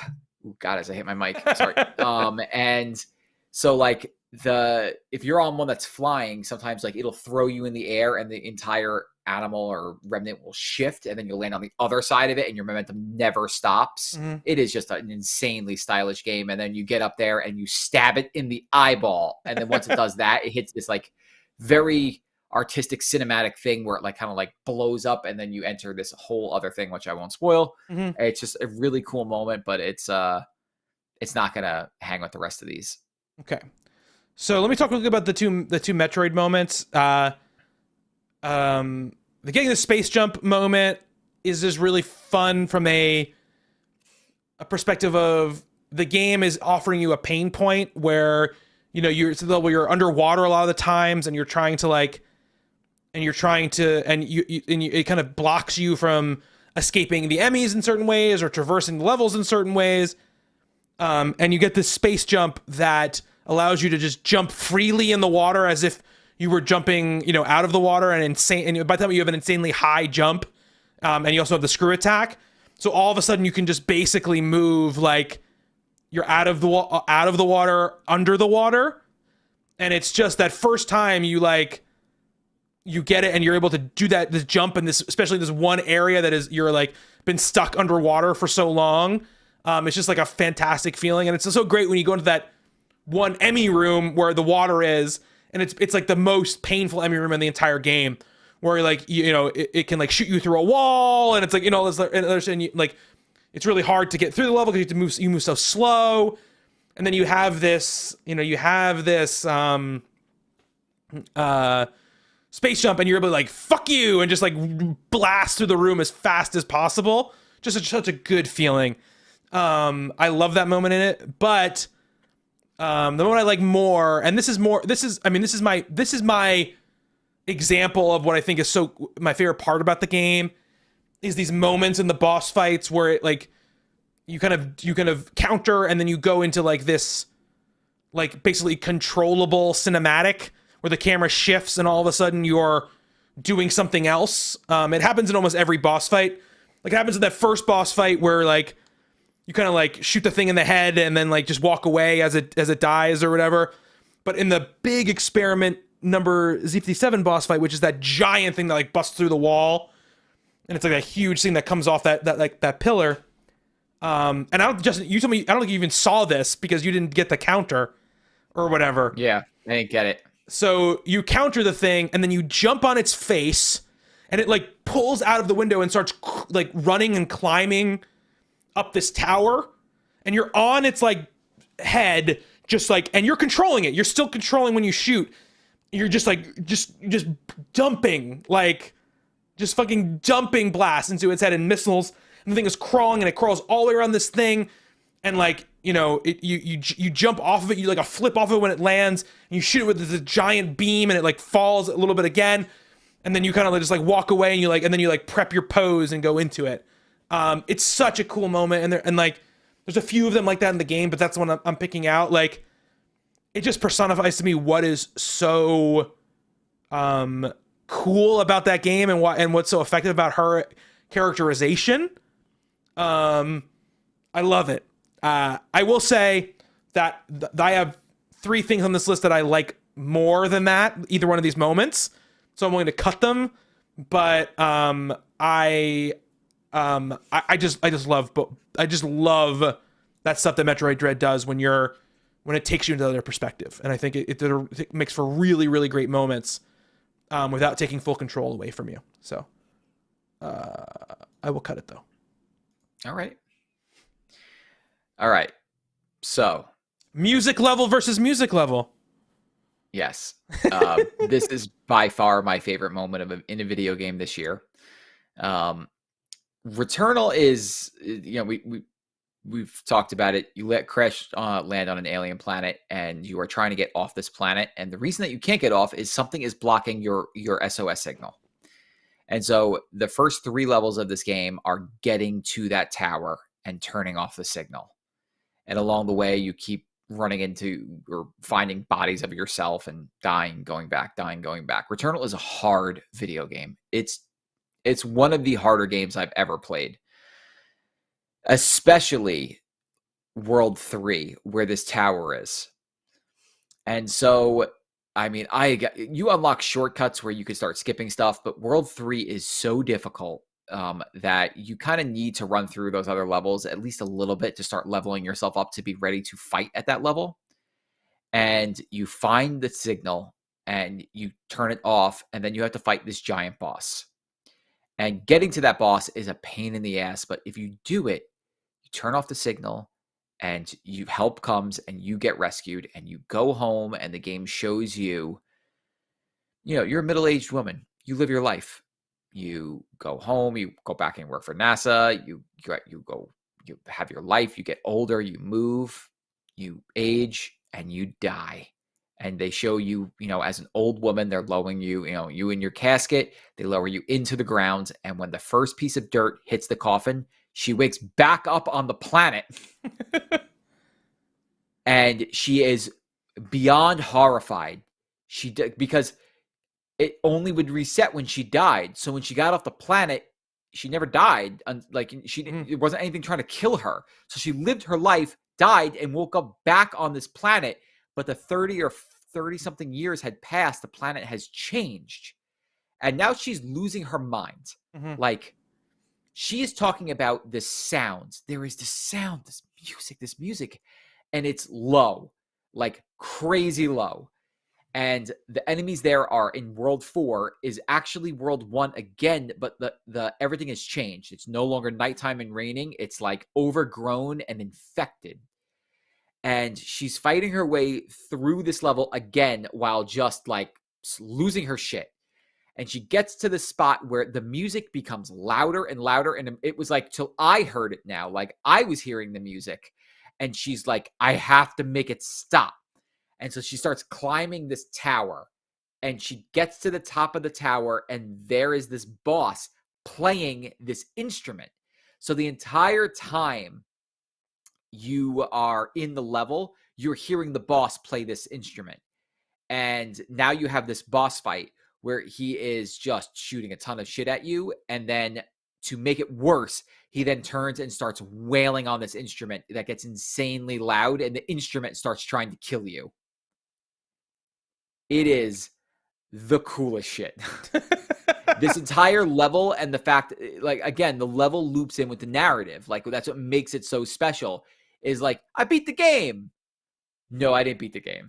Mhm. I'm only halfway through the game. Right. And the second half of that game is where, the boss's name is Hyperion. Thank you, Alejandro. You revisit the same biomes kind of again, but they've all shifted. Mhm. And so, yeah, like it is this moment where you're like, awesome, that was a really cool game. Oh, wait, the game's not over. My character is right back where she started, and she is now losing her shit even more. On top of, we didn't play it during Best Music, but this boss fight's music is incredible.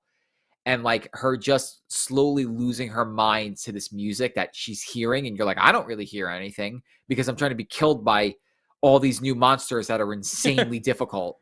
And the further and further you get into the level, the music starts taking all the actual sound of the game to where it's just like, I can't think straight. The music is so loud. And like, that's what you're saying and she's saying. And then she goes up there and has to fight this boss. It's rad. It's unbelievably rad. All right. It sounds rad. Yeah. I clipped a video from it where we should have probably played this video, but it's so good. Well, we can't really play Words a video. don't do it justice. Well, you have to words because people are listening to it in a podcast form. You can't play a video. I mean, it sounds amazing. It's funny that both of like our like probably favorite moments of the year are music based, levels, and sequences. So like, the Psy King level in Psychonauts 2, so a big part of Psychonauts 2, and there'll be some spoilers, but this is pretty early on in Psychonauts 2. This is a pretty early like mission. I mentioned earlier about the Nick Johnston stuff, but like, essentially Nick Johnston doesn't have a brain when you find him in the mailroom, and you decide to go find him a brain because you need to like basically start to unlock and get these pieces of Ford Crawler's memory put together so you can figure out what's going on. So you go to this place where they keep like orphaned brains or whatever, and you find a brain, and you basically it's been so cut off and it needs to be kind of like reawakened, re-stimulated. So you go into it, Rasputin, the main character, goes into it, and at first the only thing that's there is like this little like light. It basically kind of looks like a ghost from Destiny or a guilty spark from Halo, basically. And it's like slowly waking itself up, and it's, starting to like, it has to sort of be like reacclimated to the world. And because if it gets too much, it'll be overwhelmed and won't be able to function. And throughout the time, you sort of start to get you eventually kind of on this dark plane. And first of all, you have to start fighting. They have like a visualized version of a panic attack that's happening to it that you have to fight. But then you kind of have to dive into its memories to sort of start to awaken it back up. And what you discover is this character, whoever it is, used to be like a musician and used to play with a band. And you have to, go through its memories and kind of get the band members back together and get the band back together to kind of unlock his personality in whatever way you can to get it functioning. and it is all sort of stylized in this very like Sgt. Pepper's Lonely Heart Club's Band 60s psychedelic thing that's going on.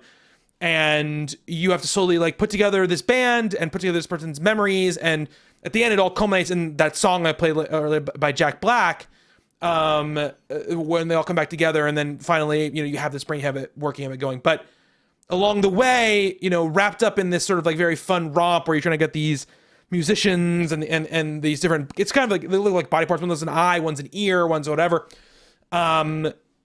You know, there's a lot of what the game has all over the place, which is dealing with trauma and pain and secrets, and it's all told in this very abstract, kind of crazy, goofy way, but in the way I think it really, really hits. And the music is amazing, and the visuals are amazing, and it was just, there are great levels throughout Psychonauts 2, but this was the moment that I was like, I had been enjoying what I was playing up until then. I liked it. I was like, this is good. You know, I'm having a fun time with this. But that was the level where I was like, oh my God, this is doing something that I wasn't expecting, and I am like 6,000, % in. I remember that moment when you texted that to me. Yes. It honestly, like, it propelled me, through the rest of the game in a lot of ways.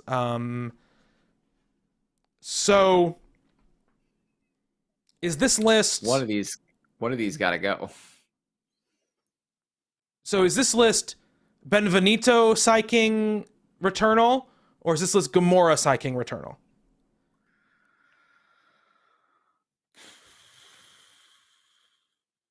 I think it's Benvenuto Psyking Returnal. Yeah. That's tough. The Gamora thing is so good. It's so good, but man, that dollhouse baby, it sticks with you. Oh, yes, it definitely does. It sticks with you. It definitely sticks with you. I will say, like, a lot of the reception to Resident Evil Village was like, you get to the dollhouse yet? Yeah. Like, that's what a lot of people said. Like, yeah, just wait to get to the dollhouse. Like, it is a standout moment where I think in Guardians of the Galaxy, like, that moment is just really strong writing and just a really great moment with that team and Gamora, and especially Peter and Gamora. Yeah. But like, it's really strong writing in a game that's full of really strong writing. Mm-hmm. Yeah. So there are a bunch of moments that we could talk about in Guardians. That just happens to be, I think, the best one. But the dollhouse moment in Resident Evil Village is like, shit, you got to see this. Yeah. Like, you watching a streamer and the streamer comes up to the dollhouse moment, you're going to stick around for that stream and see like what their reaction is to it. Yeah. No, you're right. Okay. So I cut Gamora. So what wins? I don't know. You want to split the difference? Because like you feel strongly about Psy King. I feel strongly about Returnal. Do you want to just go down the middle and say the dollhouse? I mean, it's not a bad best moment. It's not a bad best moment. I wouldn't be ashamed if that was our best moment if that was Misadventureland's best moment of the year. I would not be ashamed about that. Oh man. Yeah, I mean, I played I played the Psy King level, and well, honestly, what I'm trying to decide between is your description of the Returnal thing sounded awesome. Like, it's just, I haven't experienced it, so it's like, I can only, I can't speak like to it, and that's the only reason. Like, because I know you played Psy King, you don't love Psychonauts, so I'm not gonna even push for it to win. But yeah, I think the dollhouse. Yeah, I would like to see Resident Evil get its due here. Okay. It once a bridesmaid. What is it? Never a bride. Yeah, always a bridesmaid, never a bride. That's the saying. Yeah, that's what it is. I don't want it to do that. Look, that moment in Returnal is what like sold Returnal for me this year. Like, wow, that's a really cool thing. And like, I will find a clip of that and send it to you. So you could like see that moment, because it's a bit, well, I mean, especially when there wasn't any save states. Yeah, it was a bitch getting there. Yeah. Yeah, I'll understand if you ever do get to that point in Returnal, have headphones on. I don't think I'll ever get to that point. I think that game is too hard for me. at a certain point, I was like, I'm never getting past level 3 or a world 3 in that level. Yeah. Biome 3, the word of the year. Mhm. And I mean, we'll talk more about it when we do game of the year. But I Yeah. think Returnal is a special video game. All right, so 4 hours later, let's run down what we got. Winner for best moment, or Misadventureland's best moment, sequence, or level is the Benvenuto Dollhouse in Resident Evil Village. Runners up, the music boss level in Returnal and Psy King level in Psychonauts 2. Best music, the winner is Chicory, with runners up Death Door and Psychonauts 2.